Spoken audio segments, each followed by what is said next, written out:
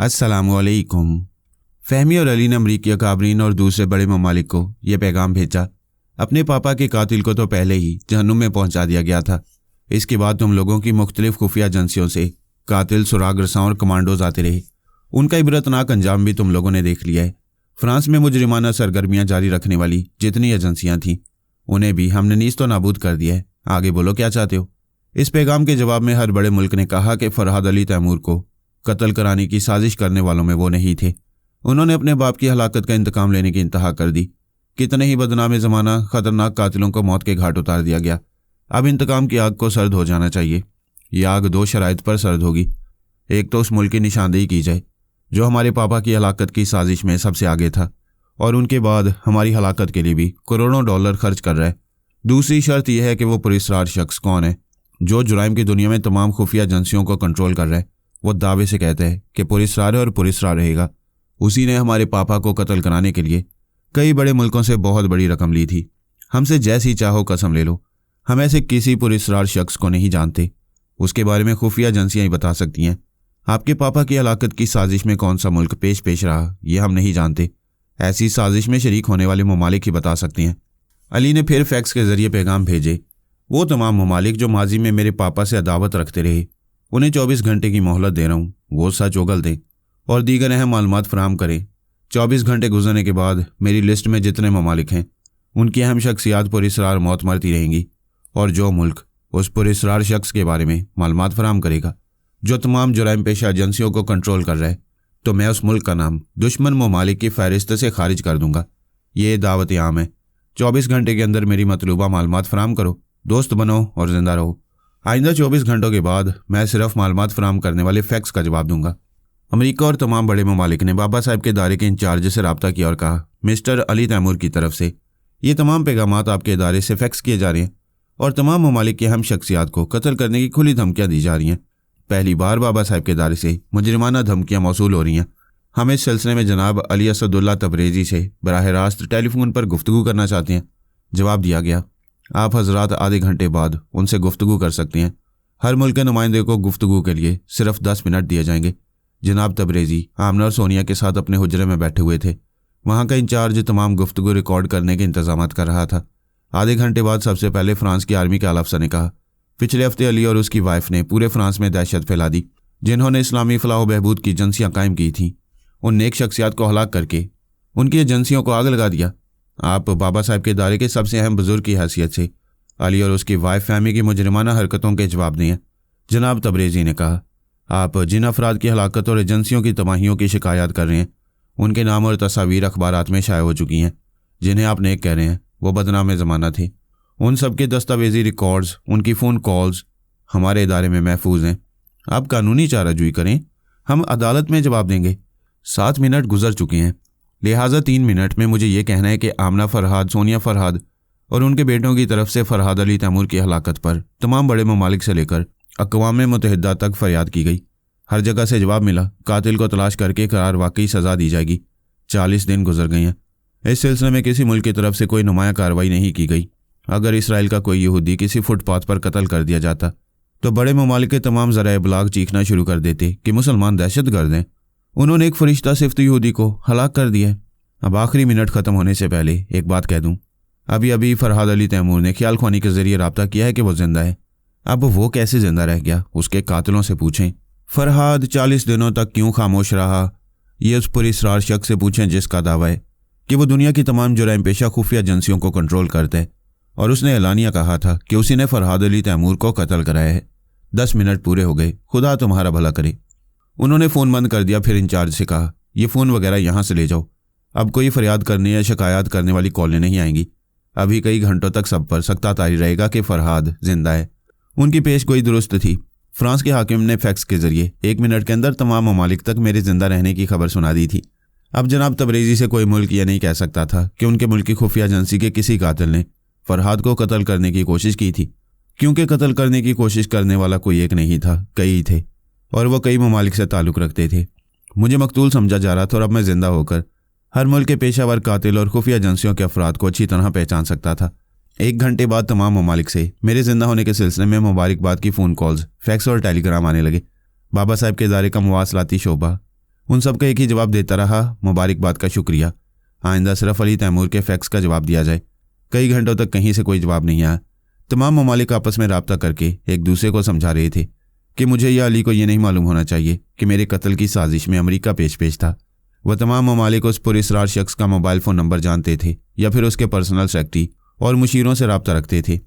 वो personal secretary और तमाम मुशीर भी ये नहीं जानते थे कि उनका पुरस्रार बॉस कहाँ रहता है। किसी ने उसकी सूरत भी नहीं देखी थी। अली ने उन सबको चैलेंज किया था, लिहाजा फहमी और अली उन ममालिक से और उस पुरस्रार बॉस से निमटने वाले थे। 24 घंटे पूरे होने से पहले नामालूम फ़ोन कॉलें आने लगी। बेशतर कॉल करने वालों ने यही बताया कि मेरे कत्ल की साजिश में अमेरिका बढ़ चढ़कर हिस्सा ले रहा था। उन फ़ोन करने वालों ने यह नहीं बताया कि उनका ताल्लुक किस मुल्क से है, बल्कि ये गुजारिश करते रहे कि अली को उनके मुल्क का नाम किसी तरह मालूम हो भी जाए तो वह किसी पर जाहिर न करे। उस पुरस्रार शख्स का नाम किसी ने मिस्टर अननोन बताया, किसी ने कहा उसका नाम मिस्टर शैडो है और किसी ने उसे मिस्टर हाइड एंड सीक कहा। मिस्टर अननोन के मायने गुमनाम, मिस्टर शैडो के मायने साया और मिस्टर हाइड एंड सीक का मतलब आंख मचोली होता है। उस पुरस्रार शख्स ने मुख्तलिफ ममालिक को मुख्तलिफ नाम बताए थे कि वो इतना पुरस्रार है कि गुमनाम भी है, एक साया भी है और सारी दुनिया से आंख मचोली खेल रहा है। कोई उस गुमनाम के साए तक भी नहीं पहुंच सकेगा। मुख्तलिफ ममालिक ने उसके 6 मोबाइल नंबर बताए थे और मुख्तलिफ ममालिक में 6 सेक्रेटरी और 6 मुशीर थे जिनसे रब्ता किया जा सकता था और ये मालूम किया जा सकता था कि किस मुल्क के सेक्रेटरी या मुशीर के ज़रिए मिस्टर अननोन से मामला तय किए जा सकते हैं। फहमी ने फ़ोन के ज़रिए सानी से रब्ता किया, फिर कहा, जनाब तबरेज़ी ने ऐलान कर दिया है कि हमारे पापा जिंदा हैं और वो पुरस्रार शख्स कुछ ज़्यादा ही पुरस्रार बना हुआ है। किसी मुल्क में मिस्टर अननोन, किसी मुल्क में मिस्टर शैडो और किसी मुल्क में मिस्टर हाइड एंड सीक कहलाता है। वो किसी एक नाम से किसी एक मुल्क में नहीं रहता। ये भी तो हो सकता है कि वो एक शख्स ना हो, 3 नाम हैं तो 3 पार्टनर हो। ये तो तुम ख्याल ख्वानी के ज़रिए मालूम कर सकती हो। उसके 6 मोबाइल नंबर, 6 सेक्रेटरी और 6 मुशीरों के नाम नोट करो, फिर देखो कि उनका तरीक़ाकार क्या है और उस पुरस्रार शख्स तक कैसे पहुंचा जा सकता है। फहमी ने सानी को तमाम नाम और तमाम मोबाइल फ़ोन के नंबर नोट कराए। सानी ने कहा, मैं जल्द ही मालूमात हासिल करके तुमसे रब्ता करूंगी। उसने फ़ोन बंद करके पारस को उस पुरस्रार शख्स के बारे में बताया और यह भी बताया कि पापा के जिंदा रहने का ऐलान किया जा चुका है। फिर कहा, मैं फ़ोन करूंगी तो उन्हें शुबा होगा कि एक औरत क्यों किसी तरह की मुजरिमाना सौदेबाजी कर रही है। वो मेरे मुतल्लिक खुफिया मालूमात हासिल करते फिरेंगे। तुम उनसे किसी को कत्ल कराने का सौदा करो, मैं उनकी आवाज़ें और लबो लहजा ज़हन नशीन करती रहूंगी। पारस ने एक फ़ोन नंबर मिलाया। रब्ता होने पर बोला, क्या तुम मिस्टर अननोन के सेक्रेटरी हो? हाँ, पहले अपना नाम बोलो फिर काम बोलो। पारस ने गुस्से से कहा, काम क्या बोलूँ? हमें 40 दिनों से धोखा दिया जा रहा है कि फरहाद अली तैमूर को कत्ल कर दिया गया है। आज मुस्तनद ज़रिए से मालूम हुआ है कि वो जिंदा है। उसके ज़िंदा रहने का मतलब जानते हो, वो हमें जिंदा नहीं छोड़ेगा। सेक्रेटरी ने कहा, देखिए मिस्टर, अब तक इस सिलसिले में 4 फ़ोन आ चुके हैं, 5वें आप हैं। सभी ये शिकायत कर रहे हैं, सभी को अपनी जान का खतरा है। मैं आपकी शिकायत बॉस तक पहुंचा रहा हूँ। शिकायत पहुंचाने से क्या होता है, मुझसे बात कराओ। मैं अपने लिए बहुत खतरा महसूस करूँ। आप जानते कि बॉस कभी किसी से बराह रास्त गुफ्तगू नहीं करते हैं। सौदे के लाखों डॉलर लेकर बैठ जाते हैं और बराह रास्त गुफ्तगू नहीं करते। क्या मिस्टर अननोन ने 40 दिनों तक हमें धोखे में नहीं रखा? क्या इतना बड़ा धोखा देने के बाद भी वो हमसे बात नहीं करेंगे? सॉरी मिस्टर, आप अपना कोड नंबर और कोड नाम बता दें, फिर 1 घंटे बाद फ़ोन करें, मैं उनका जवाब आपको सुना दूंगा। पारस ने गुस्से में शट अप कहकर फ़ोन बंद कर दिया। सानी ने मुस्कुराकर कहा, कमाल के अदाकार हो, उसे कोड नंबर और नाम भी नहीं बताया और धौंस भी जमा दी। अब मैं उसकी खोपड़ी में जा रही हूँ। वो उसे पकड़कर बोला, मेरे पहलू में रहकर भी वहां जा सकती हो। सानी ने मुस्कुराकर अपना सर उसके शाने पर रखा, फिर उस सेक्रेटरी के दिमाग में पहुंच गई। वो फ़ोन पर कह रहा था मैं कोड नंबर और नाम क्या पूछता। वो तो बहुत गुस्से में भी था और खौफजदा भी था। कह रहा था फरहाद उसे जिंदा नहीं छोड़ेगा। दूसरी तरफ से किसी औरत की आवाज़ सुनाई दी। समझ गई। मैं अननोन के एक कस्टमर के मजाज को समझती हूँ। वो मोरीन होगा, बहुत बुज़दिल है। फरहाद के कत्ल का सौदा करते वक्त भी घबरा रहा था, बार बार पूछ रहा था कहीं वो जिंदा तो नहीं बचेगा। फिर वो हंसते हुए बोली, कोई बात नहीं, मैं अभी उसे फ़ोन पर तसल्ली दूंगी। उसने फ़ोन बंद किया, फिर एक फ़ोन नंबर डायल किया। रब्ता होने पर दूसरी तरफ से आवाज़ आई, रिकॉर्डर ऑन है, बोलो। वो बोली, बॉस, फरहाद के जिंदा साबित हो जाने के सिलसिले में 5वां फ़ोन आया था। सभी से कहा जा रहा है कि आपकी तरफ से शाम को जवाब दिया जाएगा, दैट्स ऑल। उसने फ़ोन बंद कर दिया। उस फ़ोन पर आवाज़ सुनाई दी थी कि रिकॉर्डर ऑन है, बोलो। सानी ने इस आवाज़ और लबो लहजे को गिरफ्त में लेकर ख्याल ख्वानी की परवाज़ की, लेकिन उसकी सोच की लहरें भटक कर वापस आ गईं। इससे साबित हुआ कि किसी ऐसे शख्स की आवाज़ रिकॉर्ड की गई है जिसे रिकॉर्डिंग के बाद कत्ल कर दिया गया है, या वो तबई मौत मर चुका है। सानी फिर उस औरत के दिमाग में आई। वो फ़ोन पर कह रही थी, हाय मिस्टर मोरीन, तुम्हें भी इत्तला मिल गई कि मुर्दा जिंदा हो गया। मोरीन ने मेज़ पर घूंसा मारकर कहा, यह क्या मजाक है, मुर्दा जिंदा कैसे हो गया? मैं अभी।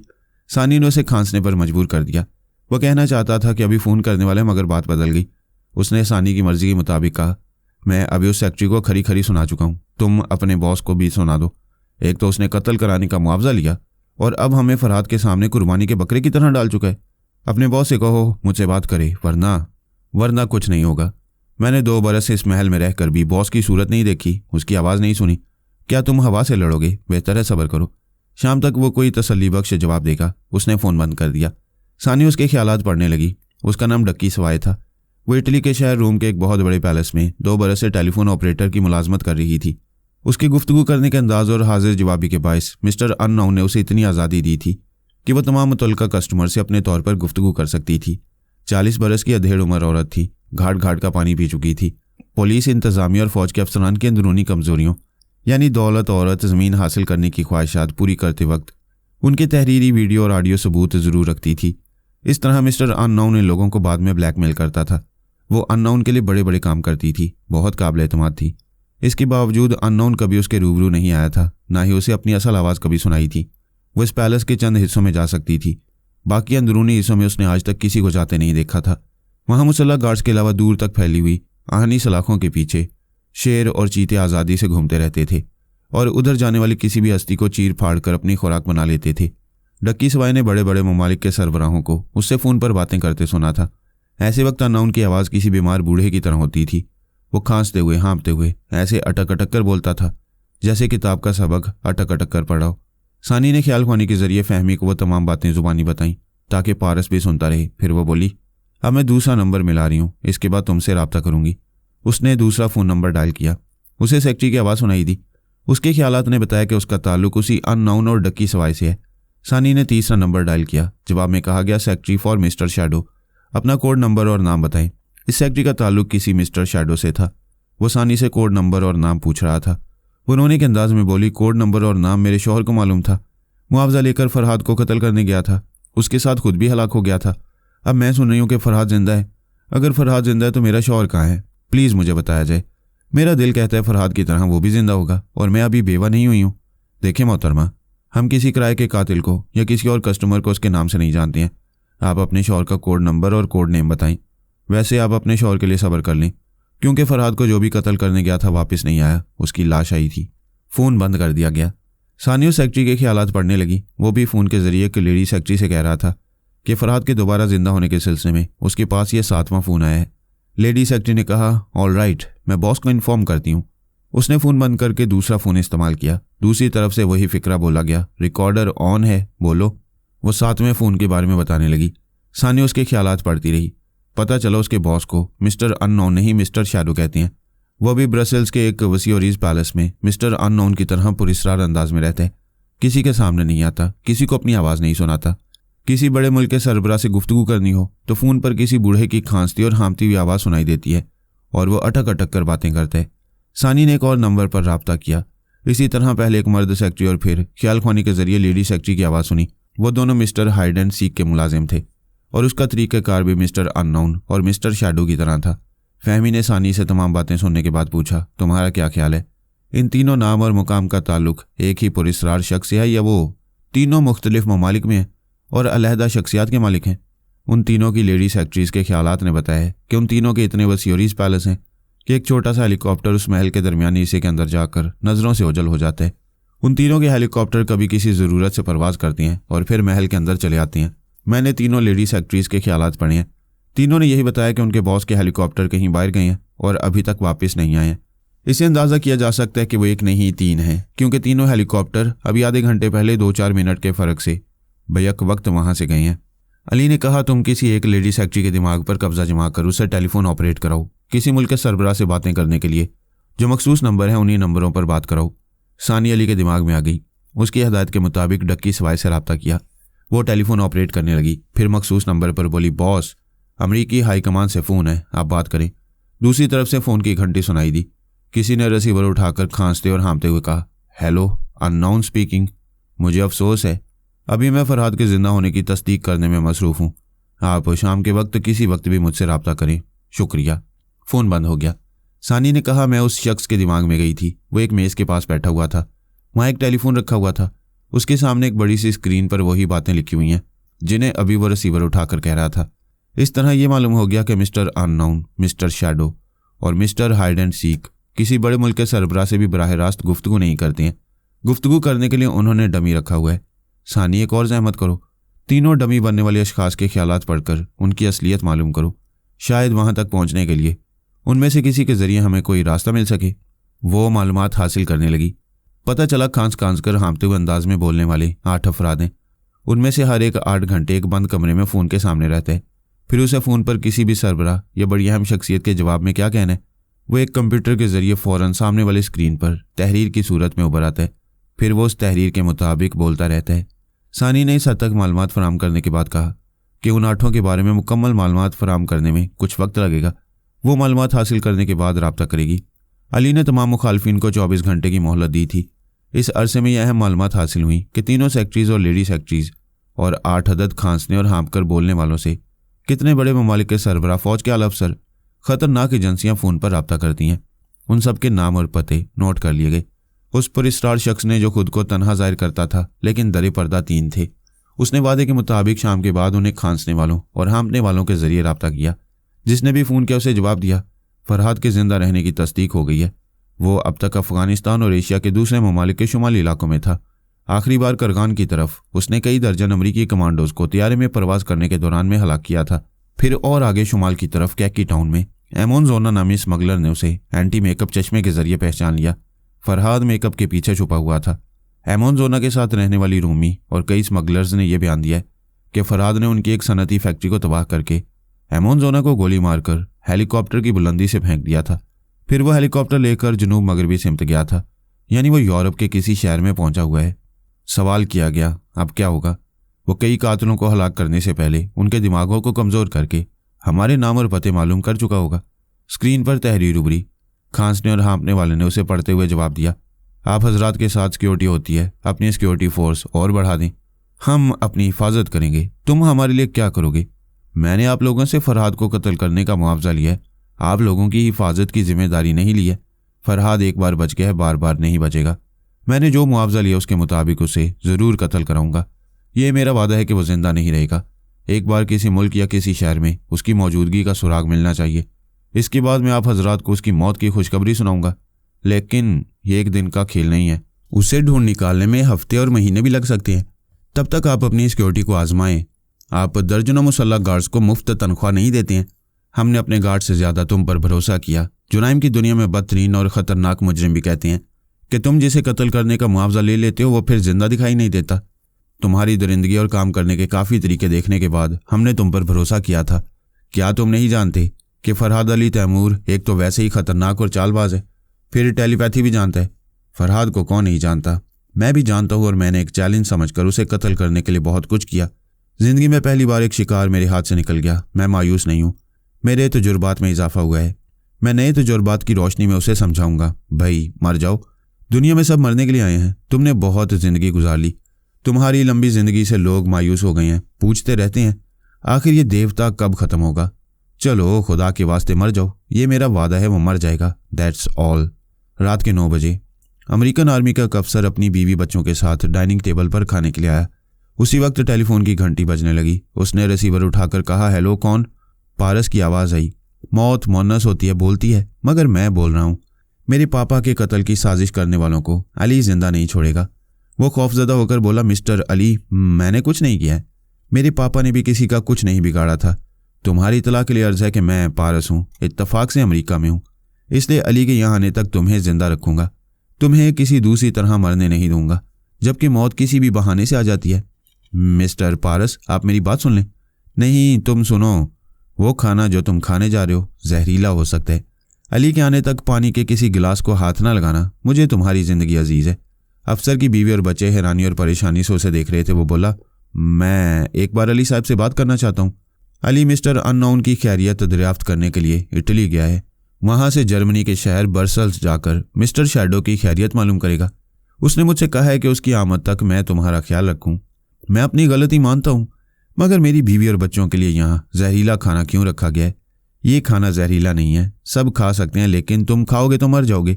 क्या इतनी सी बात समझ में नहीं आती कि टेलीपैथी के जरिए तुम्हें गायब दिमाग बनाकर खाने के साथ जहर दिया जा सकता है? तुम भी फरहाद अली तैमूर के बेटे हो, क्या ये तुम्हारे इंतकाम नहीं? नहीं, सिर्फ अली तैमूर इंतकाम लेगा। मैं तो तुम्हें तीनों वक्त थोड़ा थोड़ा जिंदा रखूंगा। वो कब आएगा? जितनी जल्दी आएगा तुम्हें भूख प्यास से निजात मिलेगी। दुआ करो कि वे इटली में मिस्टर अननोन और ब्रसल्स में मिस्टर शैडो का काम तमाम करने में जल्दी करे, या तुम अननोन और शैडो को फ़ोन करो कि भाई जल्दी अली के हाथों मर जाओ। इस तरह तुम्हें भी निजात मिलेगी। तुम शायद नहीं जानते, तुम्हारे पापा की हलाकत की साजिश में मैं तन्हा नहीं था। एक हाकिम और 7 फौजी अफसरान और थे। मुझे अकेले को क्यों सजा दे रहे हो? मैं फ़ोन बंद कर रहा हूँ। तुम उस हाकिम और मजीद 7 अफसरों से फ़ोन पर बात करो। उनके साथ भी यही हो रहा है। तुम 9 अफराद का खाना पानी आज से अली के आने तक बंद है। पारस ने फ़ोन बंद कर दिया। अफसर की बीवी और बच्चे कहने लगे, हम ये खाना नहीं खाएंगे। अफसर ने कहा, यह तुम लोगों को नुकसान नहीं पहुंचाएगा, तुम सब खा सकते हो। लेकिन किसी ने खाने को हाथ नहीं लगाया। अफसर ने साजिश में शरीक होने वाले हाकिम और दूसरे 7 अफसरों से बारी बारी राब्ता किया। उनमें से एक अफसर के बारे में मालूम हुआ कि उसने फ़ोन पर दी जाने वाली धमकी की परवाह नहीं की थी। अपनी फैमिली के साथ खाना खाने बैठ गया। पहला लुकमा मुंह में डालते वक्त वो गायब दिमाग था। फिर हाजिर दिमाग हुआ तो उसकी हालत बिगड़ने लगी, सर चकराने लगा। वो बेहोश होकर डाइनिंग टेबल की कुर्सी से नीचे गिर पड़ा। उसे अस्पताल पहुंचाया गया। हालत तशवीशनाक बताई जाती है। तमाम साजिश में शरीक होने वाले एक दूसरे से फ़ोन पर राब्ता कर रहे थे। वो उस अस्पताल में भी गए जहां उनका साथी अफसर जिंदगी और मौत की कशमकश में था। डॉक्टर ने कहा, इन्होंने ऐसा जहर खाया था जो देर से असर करता है, इसलिए हम इन्हें बचाने में कामयाब हो गए। उन सब ने ही मालूम करने की कोशिशें की कि उस अफसर के पास पहले ही लुकमे में जहर कहाँ से आ गया था। उन्होंने अपनी जेबों और घर के कई हिस्सों की तलाशी ली, लेकिन किसी के पास जहर नहीं था। सानी ने शाम से पहले उन सबको बारी बारी गायब दिमाग करके उनके घरों में ऐसी जगह थोड़ा थोड़ा जहर खुद उनसे रखवा दिया था और उनके दिमागों में नक्श कर दिया कि वो धमकी के खिलाफ बजिद होकर खाना पीना चाहेंगे तो वो खुद गायब दिमाग होकर चुटकी भर जहर अपने खाने या पानी में मिला लिया करेंगे। माजी में हुकूमत फ्रांस ने बाबा साहब के दायरे पर कब्जा जमाने की नाकाम कोशिशें की थीं। अमेरिका और दूसरे बड़े ममालिक भी यही चाहते थे कि हुकूमत फ्रांस को कम अज़ कम बाबा साहब के दायरे की इंतज़ामिया में शरीक किया जाए। उस इदारे में हिंदू और यहूदियों का दाखिला ममनू था। वो इंतज़ामिया में शरीक होकर हिंदू और यहूदियों को दाखिल होने की इजाज़त देना चाहते थे, लेकिन अपने मुतालबात में नाकाम रहे। उन मुखालफिन का मुत्तफिक फैसला था कि फरहाद और उसकी फैमिली की टेलीपैथी की कुव्वत को ख़त्म कर दिया जाए, तो बाबा साहब का दायरा बड़ी हद तक कमज़ोर हो जाएगा। ऐसे वक्त वो भूल गए थे कि रूहानियत पर बाबा साहब के दायरे का वजूद है। जनाब तबरेज़ी और आमना फरहाद की रूहानी टेलीपैथी के बायस वो कायम रहेगा। उनके अलावा दूसरे भी रूहानियत को समझने और उस पर अमल करने की तरबियत हासिल कर रहे हैं। फिर इस दौरान में जब टेलीपैथी को ख़त्म करने की दवाएं स्प्रे करने का सिलसिला शुरू हुआ तो मुखालफिन को यकीन था कि बाबा साहब के दायरे से भी टेलीपैथी ख़त्म हो जाएगी, और ऐसा बड़ी हद तक हुआ। सिर्फ कुदरती तौर पर मेहनत और लगन से ये इल्म हासिल करने वालों को इल्म बाकी रहा। फिलहाल मैं और सानी टेलीपैथी के मैदान में थे। वैसे हिसाब किया जाए तो सलमान, सानी का बाप और सुल्ताना भी इल्म जानते थे, लेकिन उनसे काम लेना ज़रूरी नहीं समझा जा रहा था। बाबा साहिब का इदारा फ्रांस में है। पहले फ्रांस से बड़े अच्छे और दोस्ताना मरासिम थे, फिर मुखालफिन की साजिशों में उलझकर हुकूमत फ्रांस हमारी मुखालिफ हो गई।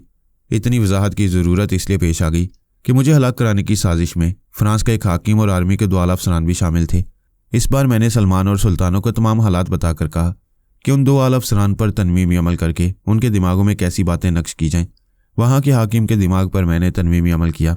जब रात को सोने का वक्त हुआ तो फ़ोन पर उनसे कहा गया, तुम लोगों ने फरहाद को कत्ल कराने की जो साजिशें की, अब उनका अंजाम सामने आ रहा है। आज से तुम्हें ज़िंदगी की तमाम नेमतें मिलती रहेंगी, सिर्फ नींद नहीं मिलेगी। सोना चाहोगे तो बिस्तर पर नहीं जा सकोगे, कुर्सी पर बैठकर या खड़े होकर भी आंखें खुली रहेंगी, वरना आंख बंद करते ही दिमाग को बिजली का झटका लगेगा और तुम फिर जागते रहने पर मजबूर हो जाओगे। उन्होंने इस धमकी को नज़रअंदाज किया। वो सोने के लिए बिस्तर की तरफ आए, फिर उनके सिरे पर बैठते यूं उछलकर खड़े हो गए जैसे बिजली का शॉक पहुंचा हो, जबकि उस बिस्तर पर बिजली का कोई तार वगैरह नहीं था। तनवीमी अमल के जरिए उनके दिमागों में यह नक्श कर दिया गया था कि वो बिस्तर पर जाएंगे या किसी जगह भी रहकर सोने के लिए आंखें बंद करेंगे तो दिमाग को बिजली का शॉक पहुंचेगा। दिमाग तनवीमी अमल का ताबे होता है, इसलिए अब उन तीनों के दिमाग उन्हें आंखें बंद करने नहीं दे रहे थे। उनके मुशीर, बॉडीगार्ड्स और साथी अफसरान उनकी ऐसी हालत पर परेशान थे। बड़े बड़े दिमागी अमराज के डॉक्टर उनका मुआयना कर रहे थे। उनकी बीमारी किसी की समझ में आने वाली नहीं थी। आधी रात को अली ने फ़ोन के जरिए कहा, मैं अली तैमूर बोल रहा हूँ। इन तीनों ने मेरे बाप को हलाक कराने की साजिश की थी। जिस पुरस्कार शख्स को इन्होंने कत्ल का मुआवजा दिया था, मैं उसे निमटने के बाद आऊँगा। अगर ये मेरे आने तक नींद के बगैर जिंदा रहे तो मैं इन्हें हमेशा की नींद सुला दूंगा। तुम लोग इनका इलाज करते रहो और इबरत हासिल करते रहो। जर्मनी और इसराइल में भी यही हो रहा था। मुझे कत्ल कराने की साजिश करने वाले जो काबरीन वहाँ थे, उनके साथ भी यही हो रहा था। किसी का खाना पीना और किसी का सोना हराम हो गया था। तमाम बड़े ममालिक के अकाबरीन दहशत ज़दा हो गए थे। बाबा साहब के इदारे में फ़ोन कर रहे थे, फैक्स के ज़रिए जनाब तबरेज़ी से कह रहे थे कि उनके मुल्कों के अकाबरीन मुल्ज़िम हैं तो उन पर मुकदमात चलाए जाएँ, अदालत से सज़ाएँ दिलाई जाएँ। अगर कोई जुर्म साबित किए बगैर उन्हें सज़ाएँ देने का सिलसिला तर्क ना किया गया तो तमाम बड़े ममालिक बाबा साहब के इदारे की ईंट से ईंट बजा देंगे। जनाब तबरेज़ी की तरफ से जवाब दिया गया, अपनी धमकियाँ अपने पास महफूज रखो। आजमाइश के तौर पर हमारे इदारे पर सिर्फ एक हमला करो, मगर पहले अपने मुल्कों के तमाम सरबराहों के ताबूत बनवा लो। हमले से पहले ताबूत तुम्हारे काम आएंगे। आखिर में नरमी से कहा गया, फरहाद अली तैमूर को कत्ल कराने के सिलसिले में जिन्होंने गलतियां की उन्हें मुआफ़ करने की कोई राह निकाल ली जाए। एक ही रास्ता है, इटली से अननाउन, जर्मनी से शैडो और अमेरिका से हाइड एंड सीक को अली तैमूर के हवाले कर दो। तमाम ममालिक के मुल्ज़िम अकाबरीन को मुआफ़ कर दिया जाएगा। हम उन तीनों पुरस्कार अशखास को अली तैमूर के हवाले कर देंगे, लेकिन वो रुपोश रहते हैं। उन्हें तलाश करने की मोहलत दी जाए। उस वक्त तक सज़ा पाने वाले अकाबरीन को खाने पीने और सोने की इजाज़त दी जाए। उन तीनों को तलाश करने में 100 साल भी लग सकते हैं। हमसे सियासत ना करो। हम सिर्फ 2 दिन और 2 रातों के लिए इन सज़ा पाने वालों को मुआफ़ कर रहे हैं। इसके बाद वो तीनों मुल्ज़िमान पेश ना किए गए तो तमाम मुल्ज़िम अकाबरीन सज़ाएँ पाते पाते मर जाएंगे। वो सब ज़्यादा से ज़्यादा मोहलत हासिल करना चाहते थे, लेकिन बाबा साहब के दायरे का मुवासलाती निज़ाम बंद कर दिया गया। अब किसी भी ज़रिए से जनाब तबरेज़ी या वहाँ के इंचार्ज से कोई रब्ता नहीं हो सकता था। अब यही आखिरी रास्ता था कि मिस्टर अननाउन, मिस्टर शैडो और मिस्टर हाइड एंड सीक को अली तैमूर के हवाले किया जाए। लेकिन वो तीनों अपने अपने पैलेस को छोड़कर रूपोश हो गए थे। कमांडोज एक्शन के जरिए तीनों के ठिकानों पर हमले किए गए। वहाँ उन तीनों के खिलाफ बहुत सी दस्तावेजात मिली, लेकिन वो लापता हो गए। तमाम ममालिक ने अपने अपने मीडियाज़ के जरिए उन तीनों को वार्निंग दी। खुद से गिरफ्तारी पेश करने पर सज़ाओं में नरमी करने का यकीन भी दिलाया गया, लेकिन उन तीनों की तरफ से ऐसी खामोशी रही जैसे वो ये दुनिया छोड़कर कहीं चले गए हों। वो तमाम ममालिक एक तरफ उन तीनों को गिरफ्तार करने और उनका सुराग लगाने की कोशिशें कर रहे थे, दूसरी तरफ यह फिक्र थी कि मोहलत की मियाद ख़त्म होने के बाद तीसरे दिन 12 बजे से उनके मुल्कों के मुल्ज़िम कहलाने वाले अकाबरीन को फिर से मुसलसल सज़ाएँ मिलेंगी। लिहाजा वो अपने अकाबरीन को ऐसी सज़ाओं से बचाने के लिए दूसरे टेलीपैथी जानने वालों की खिदमत हासिल करने की तगोदो में थे। अमरीकी अकाबरीन ने महेश और महाराज से कहा था कि वह मुल्ज़िम अकाबरीन के दिमागों में जाकर तनवीमी अमल का तोड़ करें और उन्हें खाने पीने के काबिल बनाएं। सानी ने दोनों को सख्ती से मना किया था, इसलिए वो पसो पेश में थे कि क्या करें। महेश ने बड़ी राजदारी से पोरस पर उस वक्त तनवीमी अमल किया था जब वो नासरा की जहर की मिकदार ज़्यादा होने के बायस दिमागी तौर पर कमज़ोर हो गया था। सानी दूसरी तरफ बड़े ममालिक के मुल्ज़िम अकाबरीन पर तनवीमी अमल करने में मसरूफ़ थी। महेश ने महाराज से कहा, ठीक है, हम अमरीकियों को खुश करने के लिए तासुर देंगे कि यहाँ के अकाबरीन को सज़ा से बचा रहे हैं, लेकिन हम नहीं। पोरस हमारे हुक्म के मुताबिक अपने टेलीपैथी जाने वालों के जरिए अमरीकी अकाबरीन की हिफाजत करेगा। उसने यही किया, पोरस के दिमाग पर कब्जा जमाया। पोरस ने नासरा और सना से कहा, अली जिन अमरीकन अकाबरीन को सज़ाएं दे रहे, तुम दोनों उन अकाबरीन के दिमाग में जाकर तनवीमी अमल का तोड़ करो। सना ने कहा, भाईजान, हमने यहाँ अमरीकियों के खिलाफ महाज बनाया। अगर उन्हें अली तैमूर की तरफ से सज़ाएं मिल रही हैं तो उन्हें सज़ा पाने दें। उन्हें आप क्यों बचाना चाहती हैं? तुम मेरी छोटी बहन हो, मुझसे बहस ना करो। मैं जो कहता हूँ उस पर अमल करो। नासरा ने कहा, तुम बड़े भाई बनकर बेचारी पर रोब जमा रहे हो। यह ठीक ही तो कह रही है। जिन्होंने हमारे मुकाबले में महेश और महाराज को अहमियत दी, तुम उन तोता चशम अमरीकियों की मदद करना चाहते हो। जलाल पाशा ने कहा, सवाल ये पैदा होता है कि इनके पास 2 बाप बेटे टेलीपैथी जानने वाले हैं, उनकी हिफाजत क्यों नहीं कर पा रहे हैं? यही मौका है जब हम उनकी हिफाजत करके अमरीकियों की नज़रों में बाप बेटे को गिरा देंगे। वो तीनों पोरस के हुक्म से उन मुल्ज़िम अकाबरीन के दिमागों में जाकर तनवीमी अमल का तोड़ करने वाले थे। इसी दौरान में बाबा साहब के इदारे से उनकी सज़ाएं 2 दिन और 2 रातों के लिए ख़त्म कर दी गईं। इस तरह उन्हें उन मुल्ज़िम अकाबरीन के दिमागों में जाने की ज़रूरत नहीं पड़ी। फ्रांस के हुक्मरान एल्पा और पोरस से मदद मांग रहे थे। एल्पा तो अपने मुल्क के अकाबरीन के दिमागों में जाकर तनवीमी अमल का तोड़ कर रही थी। इसराइल में 6 अकाबरीन मेरे कत्ल के मंसूबे बनाने में शरीक थे। एल्पा ने 2 ही के दिमागों में जाकर तनवीमी अमल का तोड़ किया था कि उसी वक्त ऐलान हुआ कि 2 दिन और 2 रातों के लिए सज़ाएं मुआफ़ कर दी गई हैं। लिहाजा वो बाकी अकाबरीन के दिमागों में नहीं गई। फ्रांस के हुक्मरान दूसरे बड़े ममालिक से पूछ रहे थे कि अननाउन, शैडो और हाइड एंड सीक को अली तैमूर के हवाले ना किया गया तो क्या होगा? उनके तमाम अकाबरीन को फिर वैसी ही सज़ाएं दी जाएंगी। फ्रांस और जर्मनी टेलीपैथी जाने वालों से मदद मांगते फिर रहे थे। तमाम बड़े ममालिक में अफरा तफरी थी। सब यही सोचकर परेशान हो रहे थे कि क्या होने वाला है। सानी की अपनी मसरूफियात ज़रा कम हुई तो वो पोरस की खैरियत मालूम करने उसके दिमाग में गई, तो महेश की आवाज़ सुनकर वो चौंक गई। वो पोरस से कह रहा था, वो तीनों अननाउन, शैडो और हाइड एंड सीक गिरफ्तार नहीं होंगे। अली तैमूर तमाम बड़े ममालिक के मुल्ज़िम अकाबरीन को फिर वही सज़ाएं देगा।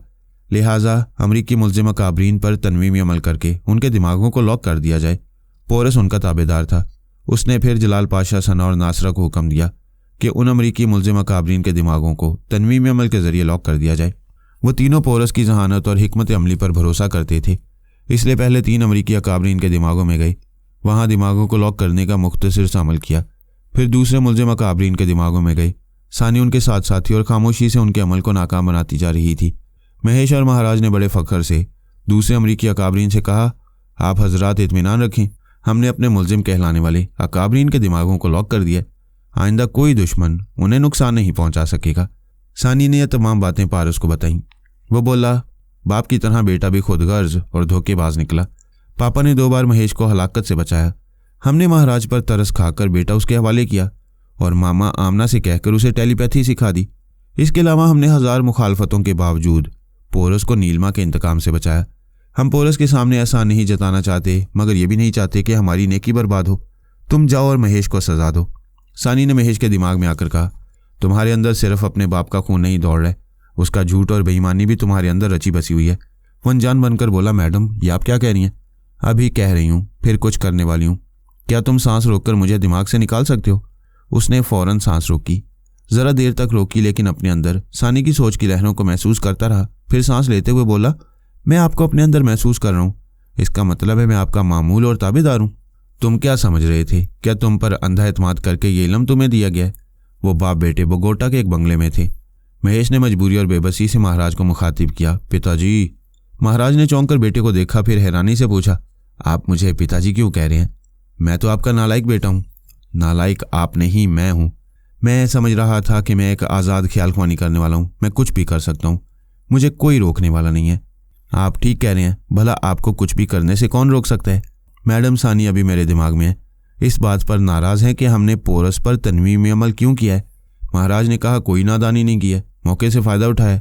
पोरस कोई मामूली दुश्मन नहीं है, पहाड़ है पहाड़, हमने उसे कंकर बना डाला है। सानी ने कहा, बकवास मत करो, हमने ये नहीं सोचा था कि महाराज के तुम्हारा बेटा भी तुम्हारी तरह खुदगर्ज निकलेगा। मैंने इसे पोरस को ताबेदार बनाने से मना किया था। इसने वादा किया था कि ऐसा नहीं करेगा, लेकिन मेरी गैर मौजूदगी में मुझे धोखा देकर उसे अपना मामूल और ताबेदार बना लिया। तुमने भी महाराज हमारे पापा को कई बार धोखा दिया है। मैडम हमने धोखा नहीं दिया है। दरअसल फरहाद साहब के जिंदा रहने की बात सुनकर हम बाप बेटे खुशी से पागल हो गए थे। हमने सोचा कि उनके बेटे पारस के अजली दुश्मन को गुलाम बनाकर फरहाद साहब को नई जिंदगी की मुबारकबाद देते हुए उन्हें पोरस की गुलामी का तोहफा देकर साबित करेंगे कि जब तक हम बाप बेटे जिंदा हैं फरहाद साहब के बेटों पर आंच नहीं आने देंगे। बहुत ज़्यादा ना बोलो, पोरस का बंगला यहाँ से ज़्यादा दूर नहीं है। तुम दोनों वहाँ जाओ, उससे अपनी गलती की माफ़ी मांगो और उसके दिमाग से अपना तनवीमी अमल मिटा दो। महेश ने कहा, आप इस वक्त अक्ल की बात नहीं कर रही हैं, जीती हुई बाजी को हारने का मशवरा दे रही हैं। मैं मशवरा नहीं, हुक्म दे रही हूँ। अगर तुम लोगों ने हुक्म की तामील नहीं की तो कदम कदम पर जलीलो ख्वार होते रहोगे। तुम लोगों ने जितने अमरीकी मुल्जिम अकाबरीन के दिमागों को लॉक किया था, उन सब के लॉक मैंने खोल दिए। तुम्हारी टेलीपैथी और तनवीमी अमल को बेकार बना दिए। महाराज ने कहा, मैडम आप महेश के दिमाग से नहीं जा रही हैं, हम पोरस जैसे दुश्मन को गुलाम बनाकर आपसे भलाई कर रहे हैं। आप अमरीकी अकाबरीन के दिमाग के लॉक तोड़कर हमसे दुश्मनी कर रही हैं। बेटे महेश, आज से हम फिर पटरी बदल रहे हैं। मैं तुम्हारा बाप हूँ और तुम मेरे बेटे हो।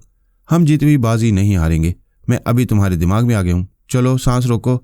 मैं मैडम के दिमाग में जाऊँगा तो वो खुद सांस रोककर मुझे भगाने के लिए तुम्हारे दिमाग से निकल आएंगी। दोनों बाप बेटों ने यही किया। महेश ने सांस रोकी। महाराज ने सानी के अंदर जाना चाहा मगर ना जा सका। चंद सेकंड के बाद महेश ने कहा, पिताजी अभी मेरे अंदर कोई है। बेटे मैं हूँ, घबराओ नहीं, मैडम के दिमाग में जाने ही वाला हूँ। उसी वक्त महेश ने अपने लिबास से एक रिवॉल्वर निकालकर सामने खड़े हुए बाप के एक बाजू में गोली मारी। वो चीख मारकर पीछे सोफे पर गिर गया। सानी ने कहा, महेश तुमने बाप को सिर्फ जख्मी किया है, लेकिन मैं तुम्हारे दिमाग पर कब्जा जमाऊंगी तो तुम अभी खुद को गोली मारोगे। उसने कहते उसके दिमाग पर कब्जा जमाया। वो रिवॉल्वर को अपनी कनपट्टी से लगाकर खौफ से कांपते हुए बोला, नहीं, मैं मरना नहीं चाहता, मुझे माफ़ कर दें। मैं तस्लीम करता हूँ कि आपके ज़ेर असर हूँ, आपका गुलाम हूँ, जो हुक्म देंगी वही करूँगा। थोड़ी देर बाद वो एक कार ड्राइव कर रहा था।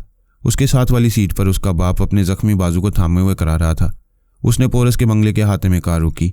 बाप के साथ बाहर आकर दरवाजे की कॉल बेल का बटन दबाया। अंदर से नासरा ने पूछा, कौन है? मैं सूर्य राज यानी कि महाराज हूँ, जख्मी हूँ, तुम मेरे दिमाग में आकर सच्चाई मालूम कर सकती हो। नासरा और सना ने उसकी आवाज़ सुनकर उसके दिमाग में पहुंचकर मालूम किया। वो अपने बेटे महेश के साथ आया था, जख्मी था और उन दोनों के पास कोई हथियार नहीं था। सना ने अपना पिस्तौल निकालकर दोनों हाथों से थाम लिया। नासरा ने दरवाज़ा खोला। सना ने कहा, हमने पूरी तरह तुम्हारे ख्यालात नहीं पढ़े हैं, दरवाज़ा बंद करने के बाद पढ़ेंगे। अगर कोई चालाकी दिखाओगे तो बाप की तरह बेटा भी जख्मी हो जाएगा। वो दोनों अंदर आए। नासरा ने दरवाजे को अंदर से बंद किया। पोरस अपने कमरे से उठकर वहां गया। उसने पूछा, तुम दोनों हमारे मुकाबले पर थे, यहाँ किस मकसद से आए हो? जख्मी होकर तुम्हारे पास आया हूँ। समझ सकते हो कि दुश्मनी नहीं करूंगा, तिब्बी इमदाद चाहूंगा। सना फर्स्ट एड बॉक्स लाकर महाराज के जख्म की मरहम पट्टी करने लगी। महेश ने कहा, मैं इस वक्त अपने दिमाग में पराई सोच की लहरों को महसूस नहीं कर रहा हूँ, इसलिए दोस्त बनकर एक सच्चाई बताने आया हूँ। जिस वक्त तुम्हारे जहर से पोरस दिमागी तौर पर कमजोर हो गया था, उस वक्त सानी ने मौके से फायदा उठाकर पोरस पर तनवीमी अमल करके उसे अपना ताबेदार बना लिया था। सना, नासरा और पोरस एक दूसरे को हैरानी से देखने लगे। सानी महाराज के दिमाग में थी। वो दिमागी कमजोरी के बायस उसे महसूस नहीं कर रहा था और महेश समझ रहा था कि सानी किसी मसरूफियत या मजबूरी के बायस वहां मौजूद नहीं है। पोरस अपनी जगह से उठकर टहलते हुए बोला, मुझे यकीन नहीं आ रहा है। बेशक पारस मेरा दुश्मन है, लेकिन हम एक दूसरे की दुश्मनी के अंदाज को अच्छी तरह समझते हैं। वो किसी भी मजबूर और लाचार दुश्मन को कभी अपने ज़ेर असर नहीं लाएगा। महेश ने कहा, हम झूठ नहीं कह रहे हैं। पारस चाहता है कि तुम अमरीकी मुल्ज़िम अकाबरीन की हिफाजत करके हमें अमरीकियों की नज़रों से गिरा दो। खुद सोचो, क्या तुम नहीं चाहते कि जो अमरीका तुम्हारा दुश्मन है, तुम्हारे ख्याल ख्वानी करने वाले, उसी की मदद करें, उनके दिमागों में जाकर उनकी हिफाजत करें? नासरा ने कहा, हाँ ये दुरुस्त है। पोरस, तुम अपने मजाज और मंसूबे के खिलाफ हमें उन अमरीकियों की हिफाजत करने को कह रहे थे। इस दौरान में सना ने अपने बाप जलाल पाशा को ख्याल ख्वानी के जरिए वहां बुला लिया। वो उनकी बातें सुन रहा था। सानी बड़ी खामोशी से उन बाप बेटों के झूठ और फरेब को देख रही थी। अपनी और पारस की नेकियों और सही तर्ज अमल के सिलसिले में कुछ नहीं कह रही थी। वो पूरे एतमाद थी कि जल्द या बदेर दूध का दूध और पानी का पानी हो जाएगा। सना ने पूछा, महेश, तुम हमारी मुखालफत में अमरीका के लिए काम कर रहे थे। तुम्हारे बाप की तिब्बी इमदाद कोई भी अमरीकी डॉक्टर कर सकता था, फिर यहाँ क्यों आए हो? सानी और पारस वगैरह नहीं चाहते कि हम यहाँ रहें और अमरीका के लिए काम करें। आप लोगों ने गॉड फादर कारसेलो के जरिए अफीम के खेतों को जलाने और ड्रग माफिया को ख़त्म करने को हुक्म दिया। ये बात अमरीका के मुफादात के खिलाफ थी। इसलिए सानी ने मौके से फ़ायदा उठाकर पोरस पर तनवीमी अमल किया ताकि पोरस उसकी और पारस की ताबेदारी करे। एक तरफ कोलंबिया में कारसेलो के जरिए अमरीकी मुफादात को नुकसान पहुँचाए और दूसरी तरफ तमाम ख्यालख्वानी करने वालों के जरिए मुल्जिम अमरीकी अकाबरीन की हिफाजत करके उनका भी एतमाद हासिल कर ले। नासरा ने कहा, हाँ बात कुछ समझ में आ रही है। पारस बड़ी मक्कारी से दोहरी चालें चल रहा है। महेश ने कहा, आप सब जानते हैं कि मैं टेलीपैथी के मैदान में नहीं आऊँ। पारस जैसे मक्कार से मुकाबला नहीं कर सकूंगा, इसलिए आप लोगों की पनाह में आया हूँ। यहाँ आते वक्त किसी ने मेरे पिताजी को गोली मारने की कोशिश की थी, मगर हम किसी तरह जान बचा कर यहाँ आ गए। महाराज की मरहम पट्टी करने के बाद उसे नींद की दवा देकर सुला दिया गया। सना सबके लिए कॉफ़ी बनाकर लाई। नासरा कॉफ़ी पीते हुए बोली, महेश, तुम हम पर भरोसा करके आए हो, हम तुम्हें पनाह भी देंगे, तुम बाप बेटे की हिफाजत भी करेंगे और तुम्हारे दुश्मनों से भी निमट लेंगे। जलाल पाशा ने कहा, महेश, तुमने इजलास में कहा था कि नीलमा ने तुम्हें टेलीपैथी सिखाई है। क्या तुम जानते हो नीलमा कहाँ है? हाँ, उसने आत्मशक्ति हासिल करने के लिए गोशा निशीन इख्तियार की है। जब तक अपने मकसद में कामयाब नहीं होगी, किसी के सामने नहीं आएगी। लेकिन वो हमारे सामने है। जलाल पाशा ने नासरा की तरफ इशारा करके कहा, यह नासरा भी है और नीलमा भी, यानी कि नीलमा की आत्मा इसके अंदर है। हाँ, महेश का सर चकराने लगा। पाशा ने उसके हाथ से प्याली मेज़ पर रखवाते हुए कहा, मैंने सना से कहा था कि तुम्हारी प्याली में ऐसा भी कमज़ोरी की दवा मिला दे। मेरा ख्याल है दवा असर कर रही है। महेश बेहद कमज़ोरी महसूस कर रहा था। सोफे की पुश्त से टेक लगाकर एक एक को बेबसी से देखने लगा।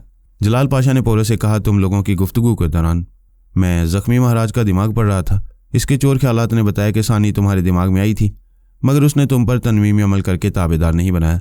वो सना की आवाज़ और लबल लहजे इख्तियार करके नासरा के दिमाग में आई थी और उसे मशवरा दिया था कि किसी तरह से जहर को कम करके तुम्हारी जान बचा सकती है, और नासरा ने उसके मशवरे पर फ़ौरन अमल करके तुम्हें बचा लिया। नासरा ने कहा, वाकई मैं भूल गई थी कि कोई ख्याल ख्वानी करने वाली सना बनकर मेरे पास आई थी। सना ने कहा, भाभी ने मुझसे यही कहा था और हमें हैरानी थी कि किसने भाईजान की जान बचाने के लिए मेरा लबो लहजा इख्तियार किया था। पोरस ने खुश होकर मुस्कुराते हुए कहा, मैंने पहले ही कहा था, मेरा दुश्मन बहुत आली ज़रफ़ है, पीठ में छुरा नहीं घोंपेगा। जलाल पाशा ने कहा, महाराज के चोर ख्यालात से मालूम हुआ है कि महेश ने तुम पर तनवीमी अमल करके अपना ताबेदार बनाया था। बेटे, पहले तुम जाकर आराम से लेट जाओ, मैं तुम्हारे दिमाग से महेश के तनवीमी अमल का तोड़ करूँगा। इसके बाद हम इन बाप बेटों से निमट लेंगे। सानी उनकी बातें सुनकर मुस्कुराती हुई चली गई। सानी ने, सलमान और सुल्ताना ने प्लानिंग की कि जितने भी आलमी सतह के जुराइम पेशा अफराद हैं, उनका ताल्लुक अननाउन, शैडो और हाइड एंड सीक से रहता होगा। कुछ ऐसे खतरनाक सफाक कातिल भी होंगे जो इन तीनों से ज़्यादा करीब होंगे, और मौजूदा हालात में इन तीनों ने कहीं छुपने के लिए अपने ही जैसे मुजरिमों के यहाँ बड़ी राजदारी से पना ली होगी। अगर हम दिन रात मुख्तसर सी ख्याल ख्वानी करते हुए आलमी सतह के हर मुजरिम के दिमाग में पहुंचेंगे तो किसी न किसी के चोर ख्यालात पढ़कर उन तीनों का सुराग लगाया जा सकता है। हम बड़े ममालिक के मुल्जिम अकाबरीन को इबरत दिलाने के लिए दहशत ज़दा कर रहे थे ताकि वो कभी मुझे नुकसान पहुंचाने का तसव्वुर न करें। 2 दिन और 2 रातों तक उन्हें मुआफ़ी दी थी। हम चाहते थे कि इतनी मुद्दत में उन तीनों मुजरिमों का सुराग मिल जाए और बड़े ममालिक बाबा साहब के दायरे के एहसानमंद रहें। इसलिए 4 ख्याल ख्वानी करने वाले उन तीनों की तलाश में मसरूफ़ हो गए थे। वक्त कभी काटो तो नहीं कटता और कभी पलक झपकते गुजर जाता है। ये 2 दिन और 2 रातें इसलिए देर से गुजर रही थी कि उन 3 पुरस्कार मुजरिमों को तलाश करने के दौरान में दूसरे टेलीपैथी जानने वाले अपने अपने तौर पर मौजूदा हालात से फ़ायदा उठाने की कोशिशें कर रहे थे। अमरीकी हुकाम ने अल्पा से कहा था, तुम हमारे काबरीन के दिमागों से तनवीमी अमल मिटाकर उनकी हिफाजत कर रही हो, लेकिन अमरीकी अकाबरीन को महफूज ना रहने दो। फ्रांस और जर्मनी के अकाबरीन को तहफ़्फ़ुज़ देने के लिए उनसे बड़ी बड़ी सियासी शराइत तस्लीम कराओ। इस वक्त वह हमारी बड़ी से बड़ी शराइत तस्लीम कर लेंगे। अल्पा अपने काबरीन में से ब्रेन आदम की हदायत पर अमल करती थी। ब्रेन आदम ने उसे कहा, कोई भी चाल चलने से पहले सोचा करो कि हमारे मुकाबिल कैसी चालें चल रही हैं। अभी हम ये नहीं जानते कि फरहाद और उसके टेलीपैथी जानने वाले क्या कर रहे होंगे। मेरे ज़हन में ये बात आ रही है कि हमें एक बिल्कुल उल्टी चाल चलनी चाहिए। बिग ब्रदर, मैं तो आपकी तमाम हदायत पर अमल करती हूँ। ये बात समझ में नहीं आई कि बिल्कुल उल्टी चाल क्या हो सकती है। बड़े बड़े ममालिक उन 3 पुरस्कार मुजरिमों अननाउन, शैडो और हाइड एंड सीक को तलाश कर रहे हैं। उन्हें अली तैमूर के सामने पेश करके अपने अपने मुल्क के काबरीन की सज़ाएं मुआफ़ कराएंगे। मैं चाहता हूँ तुम भी आलमी सतह के तमाम ख़तरनाक मुजरिमों के दिमागों में झांकती रहो।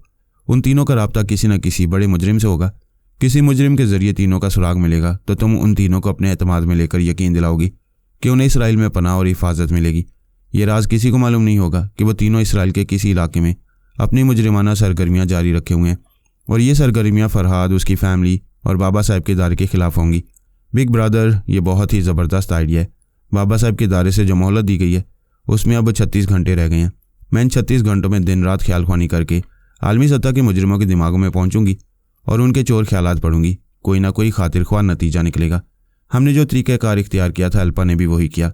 इंटेलिजेंस डिपार्टमेंट के रिकॉर्ड रूम से दुनिया भर के मुजरिमों के रिकॉर्ड्स और उनकी तस्वीरें निकाल कर उनके अंदर पहुंचती रही। दूसरे बड़े ममालिक से भी सौदेबाजी करती रही कि उनके मुलजिम अकाबरीन की हिफाजत करेगी। उन सबको फरहाद की टेलीपैथी के जरिए मरने नहीं देगी। उसने अमरीकी अकाबरीन के दिमागों में भी झांक कर देखा। पता चला उनके दिमाग लॉक्ड नहीं है। 36 घंटे पूरे होने के बाद फरहाद फिर उन्हें सजाएं देगा। अल्पा ने हैरानी से सोचा, जब इनके पास महाराज और महेश 2 टेलीपैथी जानने वाले हैं तो फिर उन्होंने इन अकाबरीन के तहफ़्फ़ुज़ के लिए इनके दिमागों को लॉक्ड क्यों नहीं किया। वो कुछ मालूम करने के लिए महेश के दिमाग में पहुंची तो उसने सांस रोक ली। दूसरी बार उसने दिमाग में आकर कहा, मैं अल्पा हूँ, सांस ना रोको। वो बोला, सॉरी, मैं किसी का मामूल और ताबेदार हूँ। अल्पा ने महाराज से रब्ता करना चाहा, उसने भी यही जवाब दिया। वो दोनों जब तनवीमी नींद सोकर उठे तो खुद को पोरस के बंगले में पाया। वो अपने बेडरूम से निकलकर डाइनिंग रूम में आए। वहाँ नासरा, सना और पोरस नाश्ता कर रहे थे। महेश ने कहा, हमें सुबह सोकर उठना चाहिए मगर देर तक सोते रहे। सना ने कहा, तुम दोनों अब तक सो रहे थे और अल्लाह ने चाहा तुम्हारे दम तक सोते रहोगे। वो झीम कर बोला, अब तो मजाक कर रही हैं। शट अप, तुम्हारे जैसे कमीने और कम ज़रफ़ इस काबिल नहीं होते कि उनसे मजाक किया जाए। नासरा ने महाराज को देखकर पूछा, कल रात हमारे घर में क्यों घुस आए थे? अगर सर्द मौसम ना होता तो रात ही को घर से निकाल देते। ये हमारे नाश्ते को घूर कर क्यों देख रहे हो? ऐसी भूख लग रही है जैसा पैदा होने के बाद से अब तक नहीं खाया हो। मक्खन, टोस्ट, जाम और ताज़ा फलों के जूस और घर से बाहर जाकर खड़े रहो। हम बचा हुआ फेंकने वाले हैं। आप इधर से फेंकती रहेंगी, उधर कुत्ते हमसे लड़ते रहेंगे। म्यूनसिपैलिटी वाले हमें भी कुत्तों के साथ पकड़ कर ले जाएंगे। सना ने कहा, महेश, मैं हुक्म देती हूँ, जाओ और अपने बाप को भी यहाँ से ले जाओ। बाहर जाते ही भूल जाओ कि हम इस बंगले में रहते हैं। महेश का बाप हाथ पकड़कर बाहर जाने लगा। पिछली रात सना ने उस पर और जलाल पाशा ने महाराज पर तनवीमी अमल करके उनसे सारा सच उगलवा कर उनके झूठ और फ़रेब को अच्छी तरह समझ लिया था। उन्होंने उनके दिमागों में ये बात नक्श कर दी कि तनवीमी नींद से बेदार होकर वहाँ से जाने के बाद ये भूल जाएं कि वो पिछली रात किस बंगले में किन लोगों के साथ थे। उन्होंने बाप बेटे को इस काबिल नहीं समझा था कि उन्हें अपना मामूल और ताबेदार बनाए। पोरस ने कहा था, अहमक की दोस्ती जी का जंजाल होती है। वो किसी मुसीबत की घड़ी में अपने साथ दूसरों को भी ले डूबता है। महाराज की अहमकाना टेलीपैथी आज तक उसे नुकसान ही पहुंचाती रही। अब बेटा भी बाप के नक्शे कदम पर चलने लगा है। वो दोनों माचिस की डिबिया की तरह ऊपर से बिल्कुल बेज़रर हैं, लेकिन अंदर से टेलीपैथी की एक तीली निकालकर जलाते ही अपने साथ दूसरों को भी जला देती हैं। इन्हें इनके हाल पर छोड़ दिया जाए। उनके जाने के बाद नासरा ने कहा, कल रात अंकल पाशा ने मुझे महाराज पर तनवीमी अमल करने नहीं दिया। उन्होंने कहा, मेरे अंदर नीलमा की आत्मा तनवीमी अमल के दौरान में कुछ भी गड़बड़ कर सकती है। अंकल दुरुस्त कहते हैं, मगर पोरस, ऐसा कब तक होगा? मैं ये सोच सोच कर परेशान होती रही हूँ कि पता नहीं कब और किसी अच्छे मौके पर हमारे लिए बुरा कर बैठे। नासरा, उसके बारे में ज़्यादा ना सोचा करो। वो तुम्हें कभी नुकसान नहीं पहुँचाएगी क्योंकि तुम्हारा जिस्म उसकी ज़िंदगी का आखिरी स्टेशन है। वो तो तुम्हें हर तरह से मुसीबत से बचा कर रखेगी। उसे सिर्फ मुझसे दुश्मनी है। उसने एक बार गफलत में मुझ पर हमला किया, आइंदा ऐसा नहीं कर सकेगी। भाभी, क्या आत्मा कभी दिल और दिमाग को भड़काती है कि उसे ऐसा नहीं करना चाहिए, वैसा करना चाहिए, उसे जख्मी करना चाहिए, इसे मार डालना चाहिए? क्या आपके अंदर आपके मजाज के खिलाफ कोई तहरीक पैदा होती है? नहीं सना, अभी तक ऐसा नहीं हुआ है, पता नहीं आगे क्या हो सकता है। पोरस ने कहा, नीलमा अच्छी तरह जानती है कि तुम मेरे लिए जान दे दोगी मगर जान नहीं लोगी। तुम्हारे जैसी मोहब्बत करने वाली के जरिए वो मुझे नुकसान नहीं पहुंचाएगी, किसी मौके की ताक में होगी। मुझे ये इत्मीनान है कि वो किसी दूसरे को मेरे खिलाफ आलेकार बनाने के लिए तुम्हारे जिस्म से नहीं निकलेगी तो वापस मुर्दा जिस्म में नहीं आ सकेगी। सना ने पूछा, क्या वो आपके अंदर कभी बोलती है? जब पोरस को हलाक करने के लिए उसने मेरे जहर की मिकदार ज़्यादा की थी तब जोश और जुनून में बोल रही थी, उसके बाद आज तक खामोश है। पोरस ने कहा, आग और पानी, दोस्ती और दुश्मनी एक जिस्म के अंदर हो गई हैं। नीलमा नासरा के बगैर रह सकती है और ना नासरा उस आत्मा के बगैर जिंदा रह सकती है। ये मामला बहुत पेचीदा है, तुम दोनों ज़्यादा ना सोचा करो, मैं जल्द ही इसका कोई मुनासिब हल तलाश करूंगा। वो कुछ सोचते हुए जूस पीने लगा, फिर बोला, जब मैंने फरहाद साहब की हलाकत की खबर सुनी थी तो बहुत सदमा हुआ था, लेकिन वो जिंदा हैं, मुझे खुशी है। क्या तुम दोनों नहीं चाहोगी कि सानी ने मेरी ज़िंदगी बचाई है और मुझे अपना ताबेदार बनाने का सुनहरी मौका छोड़ दिया, तो हम भी उनके लिए कुछ करें? सना खुश होकर बोली, भाईजान, आप मेरे दिल की बात कह रहे हैं। नासर ने कहा, तुम मेरी ज़िंदगी हो, जो तुम्हारे काम आए मैं 1000 बार उसके काम आऊँगी। मैं तो पारस के दिमाग में जाकर उसका और सानी का शुक्रिया अदा करना चाहती हूँ। पोरस ने हंसते हुए कहा, वो और सानी भूल चुके होंगे, तुम्हें भी पहचानने से इनकार कर देंगे। सना ने कहा, वाह, कैसे इनकार करेंगे, मैं भी जाती हूँ। वो और नासरा ख्याल ख्वानी के जरिए पारस के दिमाग में आई। उसने पूछा, कौन है? मैं हूँ सना। कौन सना? अपने पोरस भाईजान की बहन। पारस ने सानी से कहा, मेरे दिमाग में आओ। कोई टेलीपैथी जानने वाली खुद को मेरे दुश्मन की बहन कह रही है, जबकि पोरस की कोई बहन नहीं है। मैं माई जाई बहन नहीं हूँ, मैं मुंह बोली बहन हूँ।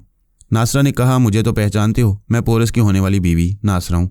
सानी ने कहा, अजीब बात है, एक मुसलमान लड़की पोरस की बहन और दूसरी मुसलमान लड़की पोरस की बीवी बनकर आई है। पारस, होशियार है ना, ये पोरस की कोई चाल है। नासरा ने कहा, सानी, तुम जानबूझकर बन रही हो। मेरे अंदर की आत्मा नीलमा ने पोरस से दुश्मनी की थी तो तुम सना बनकर आई थी और पोरस की जान बचाने का तरीका बताया था। पारस ने कहा, ठहरो, अभी तुमने कहा है कि तुम्हारे अंदर नीलमा की आत्मा है, यानी कि तुम मुसलमान हो और तुम्हारे अंदर एक हिंदू नीलमा की आत्मा है। ये क्या मजाक है? अगर तुम दोनों वाकई पोरस की तरफ से आई हो तो उससे कहो, ये हिंदू भाई, मुसलमान बहन, मुसलमान बीवी और हिंदू शौहर और मुसलमान जिस्म और हिंदू आत्मा वाली पेचीदगियाँ पैदा करके कोई अनोखी चाल मेरे खिलाफ ना चले। वो भी मर्द है, मैं भी मर्द हूँ, बीच में तुम औरतों को ना लाए। अब जाओ। उसने सांस रोक ली। पोरस ने मुस्कुराकर पूछा, क्या हुआ?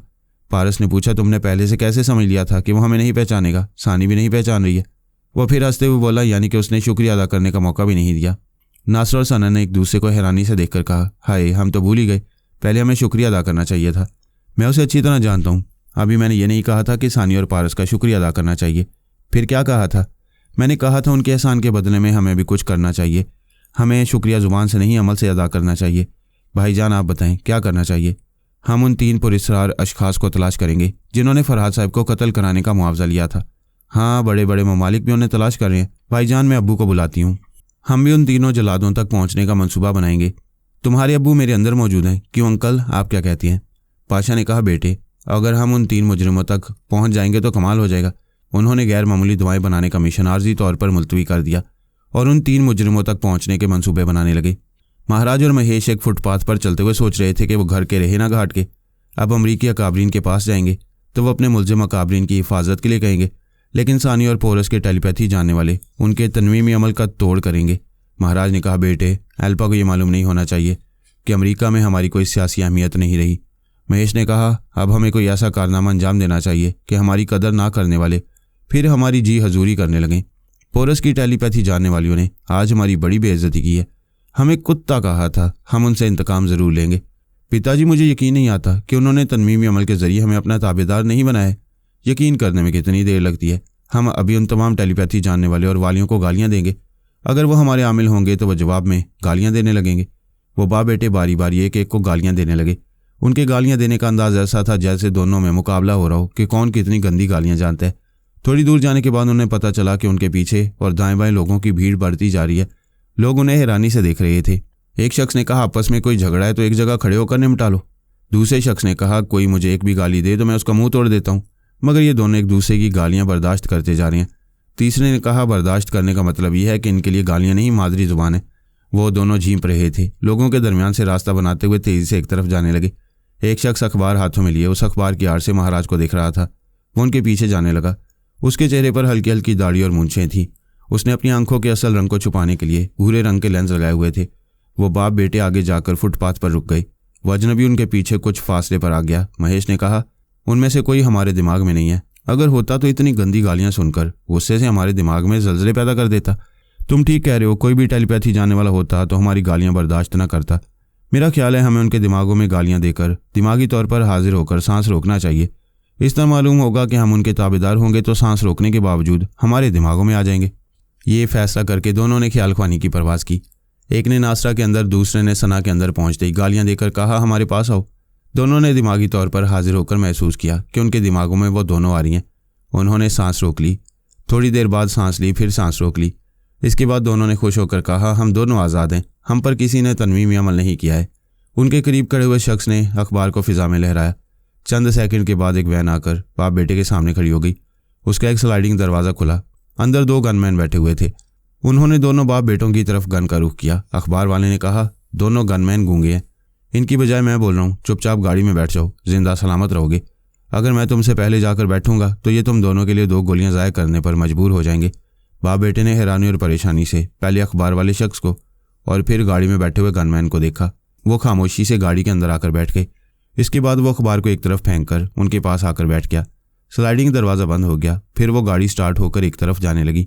फहमी और अली इटली में थे।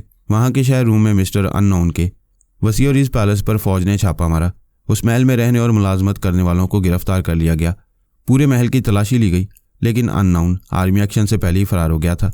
एक कमरे से कई तहरीरी दस्तावेजात, ऑडियो कैसेट्स और वीडियो फिल्में पाई गई थीं, जो अननोन की मुजरिमाना सरगर्मियों के खिलाफ ठोस सबूत थीं। कई तस्वीरें और वीडियो फिल्में देखने के बाद ये पता न चल सका कि फिल्मों में जितने अफराद नजर आ रहे हैं उनमें अननोन कौन है। इस महल में काम करने वालों ने भी उसकी सूरत नहीं देखी थी। मैं उन तस्वीरों और वीडियो फिल्मों में नजर आने वाले तमाम किरदारों की आंखों में झांक कर उनके दिमागों में पहुंचता रहा। उनमें से बेशतर मर चुके थे। जो जिंदा थे उनके चोर ख्यालात ने बताया कि वो भी मिस्टर अननोन का नाम सुनते रहे हैं, लेकिन उसे कभी रूबरू नहीं देखा है। अक्सर महलों में तय खाने ज़रूर होती हैं, लेकिन उस पैलेस के फर्श के तमाम हिस्सों को ठोंक बजाकर देखा गया, कहीं भी तय खाने का शुबा नहीं हुआ और ना ही कहीं कोई चोर दरवाज़ा नजर आया। अगर कोई चोर दरवाज़ा होता तो उस दरवाजे से तय खाने में ना सही किसी चोर खुफिया कमरे में पहुंचा जा सकता था। वहाँ कई जगह बहुत कीमती और खूबसूरत मुजस्मे थे। उन्हें वहाँ से हटाने या हिलाने की कोशिशें की गईं, लेकिन वो दीगर आराइशी सामान की तरह अपनी जगह फर्श पर मजबूती से जमे हुए थे। उन्हें किसी भी तकनीक से मुतहरिक नहीं किया जा सकता था। उन मुजस्मों की आंखें और दूसरे हिस्से भी ठोस संगमरमर या प्लास्टिक ऑफ पेरिस के बने हुए थे। सुराग रसानों को कहीं भी खुफिया माइक और वीडियो कैमरे नजर नहीं आए।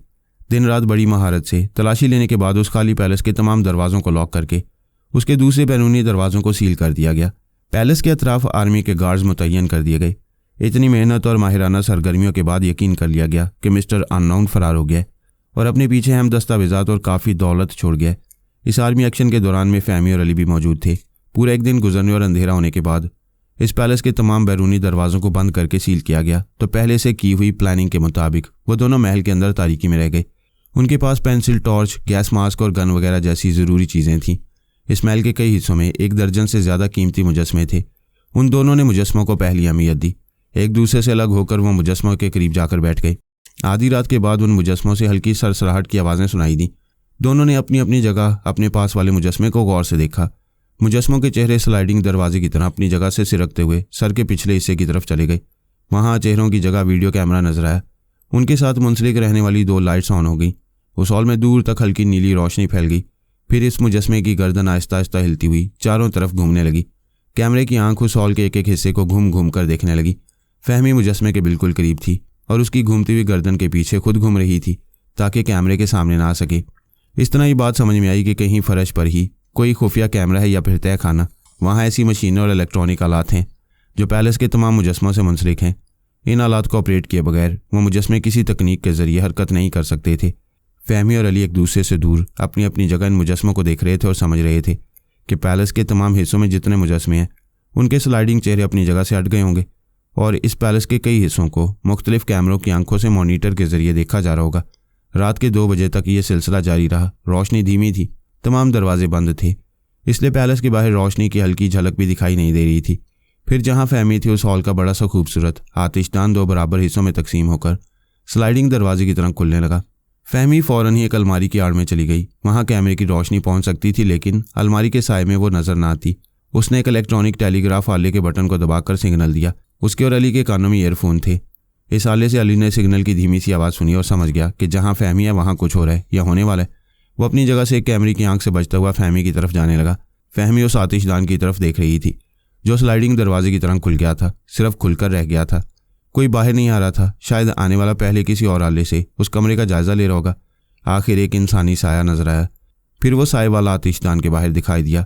एक अधेड़ उम्र का शख्स हाथ में गन लिए उस हॉल को चारों तरफ से घूमकर देखने लगा। फिर वो अपनी जेब से एक मोबाइल फ़ोन निकालकर किसी से रब्ता करते हुए बोला, मेरी घड़ी में 3:05 हुए हैं। मेरी घड़ी से टाइम मिला लो। ठीक 3:20 पर हेलीकॉप्टर को पैलेस की छत पर पहुंचना चाहिए। कोई मसला तो नहीं है? नो बॉस, मैं ठीक 3:20 पर पहुंच रहा हूँ। अननोन ने फ़ोन को बंद कर दिया। उसी वक्त फहमी ने उसके हाथ पर गोली मारी। उसके हाथ से मोबाइल फ़ोन छूटकर गिर पड़ा। वो चाहती थी कि वो दूसरी बार किसी से मदद के लिए रब्ता न करे। हाथ में गोली लगते ही अननोन फर्श पर गिरकर लुढ़कता हुआ ज़रा दूर गया। फिर उसने अपनी गन से वीडियो कैमरे की तरफ फायर किया। गोली लगते ही कैमरे से मुंसलिक लाइट्स बुझ गईं। हॉल में अंधेरा छा गया। अननोन का एक हाथ जख्मी था। उसने गन को फर्श पर रखकर जेब से एंटी डार्क लेंस का चश्मा निकाला। इसे पहनने से तारीकी में किसी हद तक देखा जा सकता था। उसने चश्मा पहनकर फर्श से अपनी गन उठानी चाहिए तो उस गन पर अली खड़ा हुआ था। उसने भी एंटी डार्क लेंस का चश्मा पहन रखा था और उसकी गन की नाल अननोन की खोपड़ी की तरफ थी। अली ने कहा, तुम्हारा एक ही हाथ रह गया है, तुम जेब से चाकू वगैरह भी निकाल सकते हो। मैं ख्वामखा ये जहमत करने नहीं दूंगा। उसने दूसरे बाजू पर गोली मारी। वो चीख मारकर फर्श पर तड़पने लगा। फहमी ने कहा, अली 5 मिनट के बाद एक हेलीकॉप्टर पैलेस की छत पर आने वाला है। अली ने मोबाइल के जरिए बाहर खड़ी हुई आर्मी के कमांडो से कहा, हेलो कमांडर, अली स्पीकिंग। अभी एक हेलीकॉप्टर पैलेस की छत पर आ रहा है। उसके पायलट को हिरासत में लिया जाए। मुआहदे के मुताबिक हमें 3 में से एक मुजरिम मिल गया है। उसे हम अपने साथ ले जाएंगे। अननोन की आवाज़ सुनने के बाद मैं उसके ख्यालात पढ़ने लगा। इस पैलेस में वो तन्हा छुपा हुआ था। उस रात फरार होने का मंसूबा बना चुका था जिसे नाकाम बना दिया गया। मैंने उसे मुखातिब किया, हेलो, जिसे तुमने कत्ल कराया था वो मकतूल बोल रहा हूँ। तुमने पुरस्कार रहकर दुनिया की बड़ी बड़ी शख्सियतों को कत्ल कराया है, बड़ी दौलत जमा की है। इस महल के तय खाने में तुम्हारे मनपसंद हीरे जवाहरात थे। क्या इतनी दौलत काफ़ी नहीं थी? लालच बढ़ता है तो बढ़ते बढ़ते मौत की तरफ ले जाता है। ना तो मुझे कत्ल कराने का मुआवजा लेते, ना अपनी मौत का सामान करते। वो तायद में सर हिलाकर बोला, हाँ, तुम्हारे कत्ल का मुआवजा लेने की गलती ना करता तो ऐश करता रहता। मेरी कामयाबियों ने मुझ में इतना एतमाद पैदा कर दिया था कि हम तीनों साथी ये समझ बैठे थे कि हमेशा की तरह तुम्हारी लाश पर से भी गुजर जाएंगे। मैं ख्यालात पढ़ रहा हूँ। वो दोनों शैडो और हाइड एंड सीक भी तुम्हारे तरीक़ेकार के मुताबिक ज़िंदगी गुजार रहे थे। तुमने उनसे रब्ता करके मालूम किया था कि वो दोनों अपने अपने पैलेस के तय खाने में नहीं हैं। अपने ज़रूरी सामान के साथ जगह बदल चुके हैं। हाँ, वो दोनों खुश नसीब हैं। तुम्हारे हाथों से फिसल चुके हैं। अब कभी तुम्हारे हाथ नहीं आएंगे। तुम जिंदा रहोगे तो उनका अंजाम देखोगे। पता नहीं अली तैमूर ने तुम्हारे बारे में क्या सोच रखा है। अननोन ने अली और फहमी को देखा, फिर कहा, मुझे अभी गोली मार दो। मैं दोनों हाथों से अपाहिज होने के बाद जिंदा नहीं रहना चाहता। फहमी ने कहा, मायूस क्यों होते हो? दोनों हाथ सिर्फ जख्मी हुए हैं, इनका इलाज भी हो सकता है और तुम जिंदा भी रहोगे। इस मेहरबानी के पीछे तुम्हारा कोई खतरनाक मंसूबा होगा। जो भी मंसूबा होगा उसमें तुम्हारी बेहतरी होगी। तुमने अपनी ज़िंदगी में कई खतरनाक मुजरिमों और सफाक कातिलों से मुआवजा लेकर उनकी जानें बचाई होंगी। अब ये देखा जाएगा कि वह तुम्हारी जान बचा पाएंगे या नहीं। फहमी ने कहा, अली से अपना मंसूबा बता दो। अली ने कहा, तुम आलमी शोहरत रखने वाले पुरस्कार शख्स हो। सिर्फ एक गोली से तुम्हारी मौत आसान होगी। हम तुम्हारी मौत और ज़िंदगी दोनों को मुश्किल बना देंगे। तुम्हारी रहाइश के लिए एक छोटे से जजीरे का इंतज़ाम किया जाएगा। वहाँ सिर्फ एक कॉटेज है। तुम वहाँ तनहा रहोगे। तुम्हारे बेशकीमत हीरे जवाहरात तुम्हारे साथ रहेंगे। तमाम बदनाम ज़माना मुजरिमों तक ये खबर पहुँचाई जाएगी कि जो तुम्हें उस जजीरे से जिंदा सलामत ले जाएगा उसे वह तमाम हीरे जवाहरात मिल जाएंगे। फहमी ने कहा, जजीरे के चारों तरफ खुले समुंदर में कहीं पुलिस या बहरी फौज का पहरा नहीं होगा। तुम्हारे किसी भी मददगार को या हीरे जवाहरात के लालच में आने वाले को रोकने वाला कोई नहीं होगा। अब ज़रा सोचो, कोई तुम्हारा दोस्त मुजरिम या लालची मुजरिम तुम्हें कितनी आसानी से बचाने के लिए उस जजीरे में जा सकेगा? अननोन ने परेशान होकर कहा, मैं समझ रहा हूँ। तुम दोनों मेरे जिंदा रहने का रोशन पहलू बता रहे हो और तारीख पहलू छुपा रहे हो। तुमसे कुछ नहीं छुपाया जाएगा। तारीख पहलू यह है कि जजीरे के उस कॉटेज में सिर्फ 1 हफ्ते का राशन होगा। तुम 1 हफ्ते तक कोई बचाने नहीं आएगा तो तुम फाके करते करते मर जाओगे। फहमी ने कहा, कॉटेज के हाथे के बाहर कभी एक कदम भी ना निकालना। वहाँ कॉटेज से लेकर साहिल तक कदम कदम पर बारूदी सुरंगें बिछी होंगी जो नजर नहीं आएंगी। पता नहीं किस बारूदी सुरंग पर तुम्हारे या तुम्हारे बचाने वालों का पाँव पड़ जाए और उसके जिस्म के चीथड़े उड़ जाएं। अली ने कहा, सिर्फ फ़िज़ाई हदूद हमारा होगा। बाबा साहब के दायरे के एक मखसूस हेलीकॉप्टर के सिवा किसी मुल्क का या किसी मुजरिम का हेलीकॉप्टर उस जजीरे के करीब से गुजरेगा तो उसे तबाह कर दिया जाएगा। फहमी ने कहा, उस जजीरे के साहिल पर एक मोटर बोट हमेशा मौजूद रहेगी। अगर तुम कॉटेज से निकलकर साहिल तक पहुंचने में कामयाब हो जाओगे तो उस मोटर बोट में दुनिया के किसी भी हिस्से में जान बचाने के लिए 12 घंटे तक सफ़र कर सकोगे। अब ये तुम्हारी चालबाजी पर है कि 12 घंटे के अंदर कहाँ जाओगे और कैसे जान बचाओगे। 12वां घंटा ख़त्म होते ही हम तुम्हारी मौत बन जाएंगे। अब यहाँ से चलो, पहले तुम्हारे ज़ख्मों की मरहम पट्टी की जाएगी। ज़ख्म सूख जाने के बाद तुम्हें उस जजीरे में पहुँचा दिया जाएगा। वो फर्श पर बैठा हुआ था, जख्मी हाथ टेक कर उठना चाहता था। अली ने उसके बालों को मुट्ठी में जकड़कर खड़ा कर दिया, फिर वहाँ से ले जाने लगा। उसे हथकड़ियाँ नहीं पहनाई गईं क्योंकि वो ख्यालख्वानी की जंजीरों में जकड़ा हुआ था। बाकी 2 मुजरिमों को फरार होने के बाद ये अंदेशा नहीं था कि दुनिया का कोई सुराग रसां उन्हें पहचान सकेगा, क्योंकि आज तक किसी कानून के मुहाफिज या मुजरिम ने उनका चेहरा नहीं देखा था और ना ही वो असल नाम से सारी दुनिया में जाने जाते थे। उन दोनों की सलामती सिर्फ इसी में थी कि उनका सामना कभी किसी टेलीपैथी जानने वाले से न हो, वरना वो दिमाग में पहुंचकर उन नामों को मालूम कर लेगा जिनसे वो सारे ज़माने में बदनाम थे, यानी मिस्टर शैडो और hide and seek. Hide and seek America में था। अपने पैलेस से फरार होने के बाद वो शुमाली जनूबी या वस्ती अमेरिका में रह सकता था, लेकिन वो जानता था कि वहाँ टेलीपैथी जानने वाले कुछ लोग मौजूद हैं, लिहाजा ऐसे मुल्क में नहीं रहना चाहिए। उसके लिए अफ्रीका में ऐसी सहूलतें थीं जहाँ रहकर वो नए सिरे से अपना काम शुरू कर सकता था। इसलिए उसने अफ्रीका जाने के लिए एक ऐसी फ़्लाइट का इंतखाब किया जो इसराइल के रास्ते से ना गुजरती हो। वहाँ टेलीपैथी जानने वाली अल्पा थी, वो उसके साय से भी दूर रहना चाहता था। वो जिस फ्लाइट में सवार हुआ वो अमेरिका से लंदन और लंदन से काहिरा जाती थी। परवाज़ के दौरान में मुसाफिरों को अखबारात पढ़ने के लिए दिए गए। हाइड एंड सीक का असल नाम थॉर्न आवेन था। उसने पढ़ने के लिए अखबार लिया, लेकिन उसकी नज़रें एक बहुत ही हसीन एयर हॉस्टेस से चिपक कर रह गईं। वो बहुत ज़हीन, चालबाज और हिप्नोटिज़म का माहिर था। उसकी आंखों में ऐसी मकनातीसी कशिश थी कि लड़कियां बेख्तियार उसकी तरफ खिंची चली आती थीं, लेकिन वह बहुत रिजर्व रहता था। हर आने वाली को लिफ्ट नहीं देता था। जो उसके दिलो दिमाग पर छा जाए उससे आर्जी तौर पर दोस्ती कर लेता था। उस हसीना ने कोल्ड ड्रिंक, जूस और शराब की ट्रॉली चलाते हुए आकर पूछा, आप क्या पसंद करेंगे? यूं पूछते वक्त नज़रों से नज़रें मिली तो ऐसा लगा उसकी आंखों की तरफ खिंचती जा रही हैं। वह जल्दी से नज़रें झुकाकर बोली, जी फरमाइए, आप क्या पसंद फरमाएंगे? वो बड़े रोमानी अंदाज में बोला, मैंने तो तुम्हें पसंद किया है, सफ़र अच्छा रहेगा। अगर सफ़र के इख्तिताम पर मिलना चाहो तो कोई भी ब्लैक लेबल पिला दो। उसने ब्लैक लेबल विस्की का एक डबल पैक बनाया तो उसके हाथ हौले हौले लरज रहे थे, दिल धड़क रहा था। वह फ़ौरन उसे पैक पेश करके आगे बढ़ गई। थॉर्न आवेन ने मुस्कुराकर एक घोंट पिया। उसका तजुर्बा कह रहा था कि वो फंस गई है। काहिरा में इस हसीना के साथ रंगीन रातें गुजरेंगी। वो शराब की चुस्कियाँ लेकर अखबार पढ़ने लगा। उसे मालूम था कि उसका साथी अननोन गिरफ्तार हो गया है, लेकिन यह नहीं मालूम था कि उसे अभी तक जिंदा रखा गया है। तमाम अखबारात में यह तफसील शाया हुई थी कि उसे एक वीरान जजीरे में तनहा छोड़ दिया जाएगा। उससे जजीरे के कॉटेज में उसकी कमाई हुई दौलत, हीरे और जवाहरात में होंगे। अननोन को जो भी जिंदा बचा कर उस जजीरे से ले जाएगा उसे इनाम के तौर पर तमाम हीरे जवाहरात मिल जाएंगे। अखबारात में वहाँ के बारे में पूरी तफसील लिखी गई थी। उस जजीरे का नक्शा भी शाया किया गया था। थॉर्न आवेन अपने गिरफ्तार होने वाले साथी के बारे में संजीदगी से सोच रहा था कि उसे किस तरह बचाया जा सकता है। मुजरिमाना ज़हन रखने वाले के लिए ये बात हौसला अफजा थी कि अननोन के फरार होने के 12 घंटे तक कोई टेलीपैथी जाने वाला मदाखलत नहीं करेगा। अननोन के फरार होने में कोई रुकावट पैदा नहीं करेगा। लिहाजा टेलीपैथी से बेखौफ होकर अननोन को बचाने की कोशिशें की जा सकती थीं। वो एयर होस्टेस ट्रॉली धकेलती हुई वापस आ रही थी। थॉर्न आवेन ने पूछा, और एक पैक मिल सकता है? वो नज़रें चुराते हुए बोली, पूरी बोतल मिल सकती है, लेकिन लंबे सफ़र में वक्फे वक्फे से पीना चाहिए। तो मेरी बेहतरी के लिए मशवरा दे रही हो तो मेरी आंखों में देखकर अपना नाम बताओ। उसने अपना नाम डायना बताते हुए उसकी आंखों में देखा तो आंखें जैसे शिकंजा बन गईं। वो रोमानी लहजे में बोला, तुम मेरी नज़रों से नज़रें मिलाए रखोगी जब तक मेरी बात पूरी ना हो जाए। तुम्हारा नाम डायना है, लेकिन तुम लेडी डायना से ज़्यादा हसीन हो। काहिरा में अपनी ड्यूटी ख़त्म होते ही तुम मेरे पास चली आओगी। फ़िलहाल मैं तुम्हारी ड्यूटी में मखल नहीं होना चाहता, तुम जा सकती हो। जब वो नज़रों से ओझल हो गई तो थॉर्न आवेन फिर अखबार में अपने साथी अननोन की तस्वीर देखकर उस जजीरे के नक्शे को देखने लगा जहाँ अननोन को तनहा रखा जाता। फिलहाल उसके ज़ख्मी बाजों का इलाज हो रहा था और यह हमारे सिवा कोई नहीं जानता था कि इलाज होने तक अननोन को कहाँ छुपा कर रखा गया है। थॉर्न ने अखबार से नज़रें हटाकर अपने हमसफ़र को देखा। वह एक उम्र रसीदा सेहतमंद शख्स था। उसका चेहरा संजीदा और बावकार था और आंखों से बला की जहानत नुमाया थी। थॉर्न ने हैरानी से पहले उसे फिर अखबार में अननोन की तस्वीर को देखते हुए कहा, तुम इस मुजरिम को खूबसूरत कह रहे हो? वो मुस्कुरा कर बोला, इसने अभी थोड़ी देर पहले तुम्हें अपना नाम बताया था। अब मैं इतना दूर नहीं हूँ कि उसकी सुरीली आवाज़ भी ना सुन सकूँ। ओह, उस वक्त तुमने सीट की पुश्त से टेक लगाकर आंखें बंद कर रखी थी। मैं समझ रहा था सो रहे हो। मैं आंखें बंद किए सोच रहा था तुम्हारी आंखें खूबसूरत भी और ख़तरनाक भी। तुम्हें ख़तरनाक क्यों लग रही हैं? तुमने उसे कहा था मेरी नज़रों से नज़रें मिलाए रखोगी जब तक मेरी बात पूरी ना हो जाए, और वाकई वो तुम्हारी बात पूरी होने तक तुम्हारी नज़रों में जकड़ी रही। तुमने उसे काहिरा में ड्यूटी ख़त्म होने के बाद बुलाया है। उसने इनकार भी नहीं किया, इकरार भी नहीं किया। अगर वो तुम्हारी फरमाइश के मुताबिक आएगी तो इसका मतलब ये होगा कि तुम हिप्नोटाइज करने की गैर मामूली सलाहियत रखते हो। सिर्फ चंद सेकंड में किसी को भी अपनी नज़रों में जकड़ लेते हो। क्या तुम कोई जासूस हो? अगर हो तो एक नाकाम जासूस हो। एक हसीन एयर होस्टेस मेरी शख्सियत से मुतासिर हो गई है तो तुम मुझे हिप्नोटाइज का माहिर कहकर शर्लक होम्स बन रहे हो, या फिर हसद कर रहे हो कि तुम्हारी तरह मैं भी उम्र रसीदा हूँ।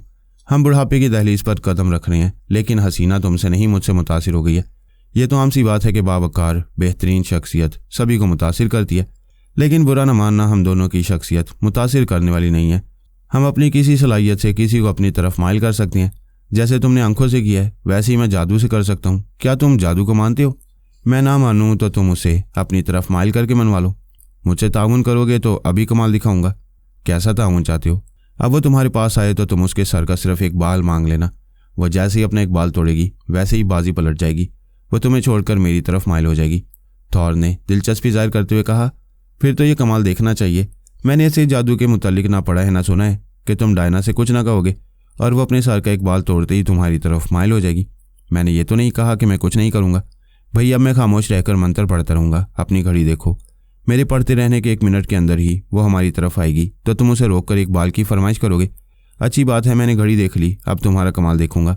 उसका हमसफ़र खामोश रहकर होंठों को यूं हिलाने लगा जैसे बेआवाज़ मंत्र पढ़ रहा हो। थॉर ने तंज़िया अंदाज में मुस्कुराते हुए उसे देखा।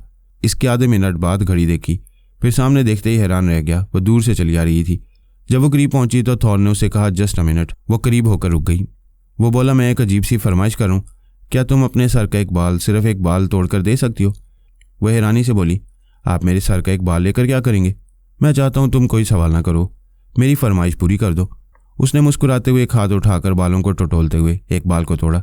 उसी लम्हे में उसने पलकें झपकाई, फिर चौंक कर थॉर्न के हमसफ़र को देखकर मुस्कुराते हुए पूछा, आप यहाँ बैठे हैं? ओह सॉरी, मैंने ध्यान नहीं दिया था। थॉर्न ने हैरानी से दोनों को देखा। उसके हमसफ़र ने कहा, कोई बात नहीं, अब तो ध्यान दे रही हो। मैं ड्रिंक के लिए ट्रॉली लेकर आई थी, शायद आपने कुछ नहीं पिया है। बाय द वे, आप क्या पसंद फरमाएंगे? हमसफ़र ने बिल्कुल थॉर्न के अंदाज में कहा, मैंने तो तुम्हें पसंद किया है। क्या काहिरा में अपनी ड्यूटी ख़त्म करने के बाद मिलोगी? ज़रूर, मुझे काहिरा में आपके साथ वक्त गुजार कर खुशी मिलेगी। शुक्रिया, आप जाओ। वो मुस्कुराती हुई चली गई। हमसफ़र ने थॉर्न को देखा। वो जिसे फांस चुका था वो दूसरे से फंस कर चली गई थी। हमसफ़र ने कहा, मिस्टर, वो बाल तुम्हारी चुटकी में है, अब इसे फेंक दो। वो बाल उसकी चुटकी से आपकी आप गिर गया। वो सोचने लगा, ये तो बहुत ही लाजवाब जादूगर है। अगर मैं इसे अपना साथ देने पर आमादा कर लूँ तो ये टेलीपैथी जानने वाले दुश्मनों के सर के बाल तोड़कर उन्हें मेरा ताबेदार बना सकता है। उसने मुसाफिर के लिए हाथ बढ़ाकर कहा, मेरा नाम थॉर्न आवेन है। तुमसे मिलकर बहुत खुशी हो रही है। मुझसे मिलकर आइंदा भी खुशियाँ मिलती रहेंगी। मेरा नाम ब्रेन आदम है। सफ़र के दौरान में अल्पा ने किसी ज़रूरत के तहत ब्रेन आदम से रब्ता किया था। उसने अल्पा को बताया था कि उसके साथ बैठा हुआ हमसफ़र तनवीम आमिल मालूम होता है, शराब पी रहा है, ज़रा इसका जोग्राफिया मालूम करो। अल्पा ने उसकी आवाज़ सुनकर उसके अंदर पहुंचकर चोर ख्यालात पड़े तो खुश होकर ब्रेन आदम से बोली, बिग ब्रदर जिसकी हमें तलाश थी वो खुद ही आपके पास आ गया। ये उन 3 पुरस्कार अशखास में से एक है। जुराइम की दुनिया में हाइड एंड सीक कहलाता है। असल नाम थॉर्न आवेन है। ठीक है, अभी इसे अपने पास बुलाओ, मैं इससे ज़रा दिलचस्पी लेता हूँ। ब्रेन आदम ने अल्पा के जरिए ख्याल ख्वानी का तमाशा दिखाकर डायना को अपनी तरफ माइल किया था। थॉर्न ने ब्रेन आदम में दिलचस्पी लेते हुए पूछा, तुम क्या करते हो? ब्रेन आदम ने उसकी तरफ झुककर राजदारी से कहा, ऐसा ज़बरदस्त जादू जानने के बाद भी कोई काम करने की ज़रूरत पड़ती है। दोनों ने हंसते हुए एक दूसरे के हाथ पर हाथ मारा। फिर थॉर्न ने कहा, वैसे तो मैं कुछ भी नहीं करता मगर करोड़पति हूँ। अगर तुम दोस्त बन जाओ तो हम अरबपति और खरबपति बन जाएंगे। तुम्हारी बात माकूल है। अगर मुनासिब समझो तो पहले मेरे महल में चलो, वहाँ हम इत्मीनान से मामला तय करेंगे। क्या मेरे घर चलोगे? ज़रूर, आज ही मामला तय होंगे। तो फिर अपने सर का एक बाल तोड़ कर दो। मेरे सर के बाल का क्या करोगे? अपना इत्मीनान करूंगा कि तुम मेरे घर जाने से इनकार नहीं करोगे। उसने मुस्कुराते हुए अपने सर का एक बाल तोड़ा, उसकी तरफ बढ़ाया। वो बोला, बस तोड़ना ही काफ़ी है, ये बाल फेंक दो। अब ये जहाज़ मेरे घर जा रहा है। वास्ते हुए बोला, जहाज़ किसी के घर नहीं, एयरपोर्ट जाते हैं। हाँ, मगर जिस मुल्क में मेरा घर है वहाँ के एयरपोर्ट जाएगा। कैसी बातें कर रहे हो? मेरे एक बाल तोड़ने से जहाज़ अपना रूट बदल कर इस मुल्क के एयरपोर्ट जाएगा जहाँ तुम्हारा घर है। बेशक, तुम डायना के बाल तोड़ने का तमाशा देख चुके हो, अब अपने बाल तोड़ने का तमाशा देख लेना। वास्तु अपनी सीट के हत्थे पर हाथ मारते हुए बोला, चलो तुम्हारे ये तमाशा भी देख लेंगे। वैसे तुम्हारा घर किस मुल्क में है? इसराइल में। वो ज़रा मुस्कुराया, फिर एकदम घबरा कर बोला, क्या मजाक कर रहे हो? ये काहिरा जाने वाला जहाज़ इसराइल कैसे जाएगा? सर का बाल तोड़ने की वजह से। मुझसे बचकाना बातें ना करो। उसी वक्त त्यारे के अंदर अनाउंस होने लगा, ख़वातीनो हजरात, काहिरा और सिकंदरिया के मौसम की खराबी के बायस हमने जहाज़ का रुख मोड़ दिया है। अब ये जहाज़ तेल अबैब के एयरपोर्ट पर उतरेगा। मौसम के मुवाफिक होते ही हम आपको काहिरा ले चलेंगे। हमें अफसोस है कि मौसम की खराबी के बायस आप जहमत उठाएंगे। थॉर्न आवेन हैरान भी था और परेशान भी, खौफजदा भी। वो अपने सर पर हाथ रखकर बोला, मेरे एक बाल, सिर्फ एक बाल तोड़ने से ऐसा हुआ है? भाई फिर एक बार जादू करो, मैं एक बाल तोड़ता हूँ, जहाज़ को काहिरा की तरफ घुमा दो। तब उसे अपने दिमाग में एक नुस्वानी आवाज़ सुनाई दी, hello mister Hyde and seek. खूब नाम रखा है, आंख मचोली खेलने वाला नाम। अगर सारी दुनिया से और फरहाद और उसके खूंखार बेटों से आंख मचोली खेलना चाहते हो, कभी उनके हाथ नहीं आना चाहते, तो मेरे पास चले आओ। मेरा नाम एल्पा है। थॉर्न आवेन सीट पर बैठा हुआ था, कुछ और झाग की तरह बैठ गया।